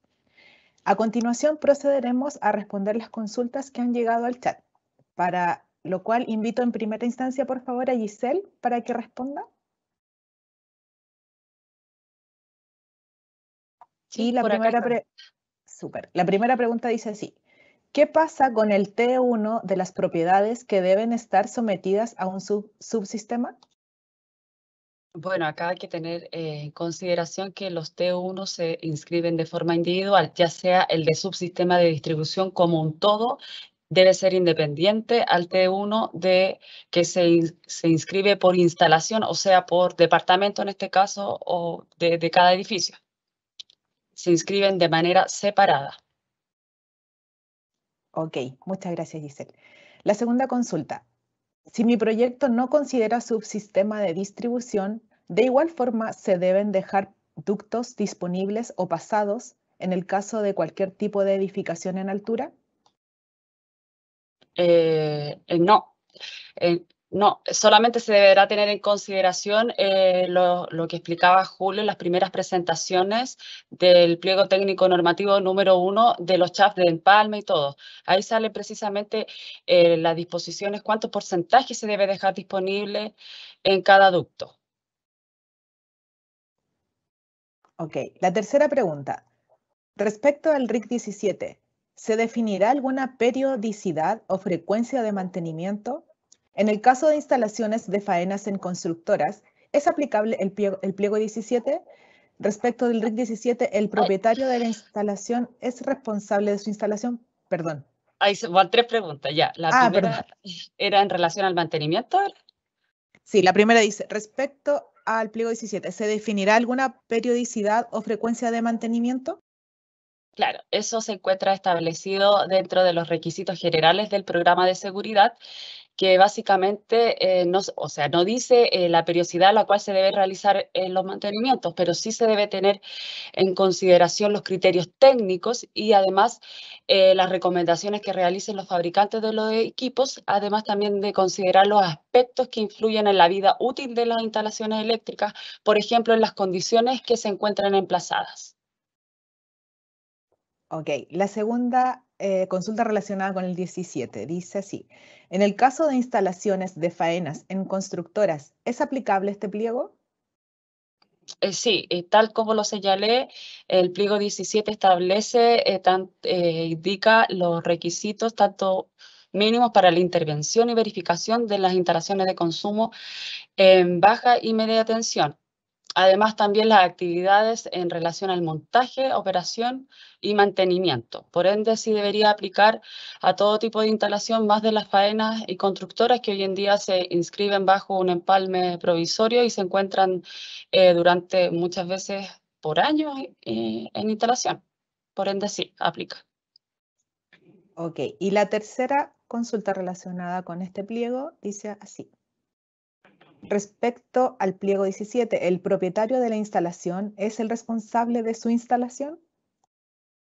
Sí, bueno, acá ya nos salimos un poco de lo que es los pliegos, porque eso ya está regulado en la Ley General de Servicio Eléctrico. En su artículo, si es que no me equivoco, el 223, señala que es responsabilidad de los propietarios de todo tipo de instalaciones el que deban cumplir con las normas técnicas y sus reglamentos respectivos. Eso. Perfecto. Muchas gracias, Giselle, por la atención a las consultas. Y a continuación, invitamos a Julio Clavijo para que proceda a responder las consultas realizadas al pliego 18 y 19. Julio, la primera consulta para el RIC 18 dice así. En instalaciones menores a 10 kilowatts, ¿se tiene que presentar un estudio de puesta a tierra? A ver, primero, me gustaría aclarar algo, sí, antes de responder, que ¿cuánto se llama? Más que aclarar, es complementar lo que dice Giselle sobre los subsistemas de distribución y sobre los espacios. Sí, los pliegos primero establecían los espacios, ya el pliego de empalme establece los espacios, volumen, pero cuando hay un subsistema de distribución, el objetivo del subsistema de distribución es que se tienen que dejar los espacios disponibles para que, si en el caso un usuario del subsistema de distribución se quiera salir y conectar a la empresa distribuidora, tiene que tener la posibilidad de que la empresa distribuidora instale su alimentador, su vertical y llegue hacia esa instalación. Entonces ahí lo que regula el pliego es los espacios. Usted tiene que dejar, no están las tuberías, tal como decía la Giselle, no son las tuberías eso, sino el espacio disponible para que la distribuidora, en el caso que uno de los usuarios que forman parte del subsistema se quiera salir, él tiene que tener la posibilidad de ingresar. Y eso es lo que se va a chequear cuando se declare la instalación. Usted presenta esto su vertical normal, ya, aquí están los espacios que yo dejo a la distribuidora para en el caso de que cualquiera de los clientes que está asociado se quiera salir, lo pueda salir y no quede amarrado a pertenecer a ese subsistema. Ya, eso es lo que quería aclarar y ahora contesto la pregunta que me hiciste, María Isabel. A ver, las instalaciones menores a 10 kilowatts de potencia, como no exige memoria, lo que se exige es netamente es el valor del sistema de puesta a tierra que debe ingresar. ¿Ya? Él debe decir cuál es su valor del sistema de puesta a tierra, por lo tanto debe indicar qué instrumento utilizó y las características principales del sistema lo debe indicar en los planos. ¿ya? Ahí debe indicar mi sistema está conformado por tales características y este es el valor y utilizar tal instrumento. No pide que se adjunte una memoria explicativa de cómo se diseñó. Sí podría pedirse el tema de la medición. ¿Cómo llegó a determinar esa medición? Pues eso lo tiene que informar. Perfecto, gracias Julio. La segunda consulta dice así: ¿las empresas distribuidoras deben entregar los niveles de cortocircuito solo en media tensión o también en baja tensión? La norma de distribución, acuérdense, www.cne, vamos a ver si que la podemos descargar y por último publicarla en nuestra página cuando publiquemos los videos y charlas. ¿Ya? Ahí, si ustedes, los que llenen la encuesta lo piden, lo vamos a publicar ahí. Ya. La norma de distribución establece claramente de que todo proyecto primero superior a 10 kilos, independiente que sea media, baja tensión, le da lo mismo. Superior a 10 kilos, está obligada la empresa distribuidora a entregarte el valor cuando tú pides la factibilidad de suministro. Ya, eso es lo que regula la norma, y sin costo. La norma dice que a proyectos menores a 10 kilos, el solicitante lo debe pedir para que la distribuidora lo entregue. También es sin costo. ¿Ya? Entonces, no depende si es de media o baja, es de la potencia. ¿Ya? Eso está en la norma de distribución. Perfecto. La tercera consulta: ¿qué tipo de fotografías debe tener el informe fotográfico? ¿También aplica a instalaciones de 10 kilowatts? Primero, la norma hoy día establece que los informes fotográficos están compuestos, forman parte de la memoria explicativa. ¿Ya? Por lo tanto, ¿a qué aplica? A todas las instalaciones mayores a 10 kilos o a todas las instalaciones que sean clasificadas como local de orden de personas, instalaciones que sean con empalme en media tensión y no sé cuál más se me puede olvidar. Pero ahí lo dije en la presentación, ahí lo pueden revisar. Pero ahí establece la norma a quién le aplica y también la norma establece cuáles son las fotografías. ¿Ya? Establece a qué debe hacerse la fotografía. En la presentación lo vimos, primero la fotografía inicial de la instalación y de ahí es por tablero. ¿Ya? Eso es lo que corresponde. Perfecto, muchas gracias Julio. Ahora procederemos a responder las consultas realizadas con el RIC 19, ¿ya? La primera consulta dice así: el autorizado que verifique las instalaciones del RIC 19 de una instalación nueva, ¿puede ser el mismo instalador o debe ser un profesional distinto al proyecto bajo inspección? Ya, a ver, la verificación inicial puede ser y debería ser el mismo instalador, ¿ya? Si él quiere contratar a otro, ya es cosa de él, pero la que tiene que ser es el mismo instalador. Después, cuando exista la verificación de tercera parte, ahí la SEC va a determinar quiénes van a ser los autorizados para hacer esa verificación de tercera parte, porque deberían cumplir con ciertos requisitos. ¿Ya? Entonces, mientras no exista la verificación de tercera parte, solo es la verificación inicial y quien la hace es el propio instalador. Si él quiere contratar una empresa que la haga, ya es disposición de él, pero él es el responsable de exigirle a quien haga la instalación cumpla con toda la norma. ¿Ya? Hoy día existen instrumentos, varios instrumentos que hacen la mayoría de las pruebas. La mayoría de eso es un instrumento que hace casi todas las pruebas que están ahí. ¿Ya? Entonces, hay varios instrumentos en el mercado. Lo importante es verificar que cumplan con la norma que les mencioné en la presentación. Perfecto. La segunda consulta: ¿los checklists se adaptarán a las nuevas exigencias para las presentaciones de proyectos? Sí, es algo que tenemos que hacer. Hoy día lo que tenemos que hacer a mediano plazo es que cuando se presenten las declaraciones van a existir los checklists. Ustedes a lo mejor no van a ver grandes cambios en el T1 que está actual, pero sí va a permitir que todas estas instalaciones sean declaradas y los checklists va a ser lo primero que va a estar implementado. Después a futuro esperamos tener un trámite de declaración 2.0 que sea más preciso y que esté más alineado con la regulación que tenemos actual. Hoy día, los primeros pasos es que va a permitir declarar todo este tipo de instalaciones y se van a verificar de acuerdo a los checklists nuevos que correspondan a este tipo de instalación. Y a futuro vamos a tener un sistema que no sé si será más amigable, pero sí va a estar asociado a cada uno de los tipos de instalaciones que está regulado y las exigencias de eso. Ese es el desafío que tenemos como superintendencia ahora y el que esperamos tener prontamente. Gracias, Julio. Y la última pregunta dice así: ¿el informe fotográfico de resultados puede ser reemplazado por un informe de mediciones que emita el instrumento utilizado en la verificación, donde se entreguen los resultados de cada tipo de medición? El informe de mediciones tiene que ir sí o sí, es independiente del informe de fotografías. ¿Ya? El informe de medición tiene que estar cuando se pide los resultados del ensayo y yo digo que cumple. No es que yo diga, no, el ensayo me dio tanto y yo cumplí. No, la forma de acreditar que yo cumplí el ensayo es el informe que entrega el instrumento y adicionalmente tienen que estar las fotografías, porque se tiene que comprobar, por ejemplo, el tema de que el instrumento, cuál es el instrumento que se utilizó en terreno. Acuérdense que como superintendencia recibimos alrededor de 180.000 declaraciones anuales.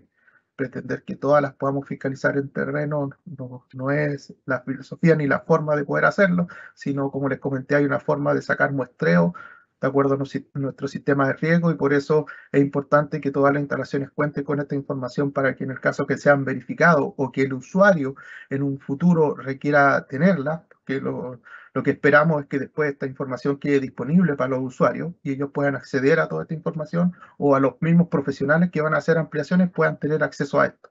Por eso es importante que estén todas estas fotografías que acrediten lo que se hizo. Acuérdense que esto, cuando exista la verificación de tercera parte, va a ser el organismo de tercera parte que va a tener que entregar todo eso. Mientras no, va a ser el propio instalador que tenga que hacerlo, y vamos a ver cómo funciona con respecto a estas obligaciones del instalador. Perfecto. Muchas gracias, Julio, por responder a las consultas. También agradecemos a Giselle por las presentaciones y la atención a las consultas realizadas hoy. Agradecemos también la asistencia de todos hoy y recordamos la encuesta que está disponible en el chat y también les va a llegar a sus correos respectivos. También quisiéramos recordarles a los instaladores eléctricos que mantengan actualizados sus correos electrónicos en la plataforma del iDeclarador para información que esta superintendencia les quisiera entregar. Finalmente, invitamos a Mariano Corral, jefe de la División de Ingeniería de Electricidad de la Superintendencia de Electricidad y Combustibles, para otorgar las palabras de cierre. Mariano, adelante, por favor.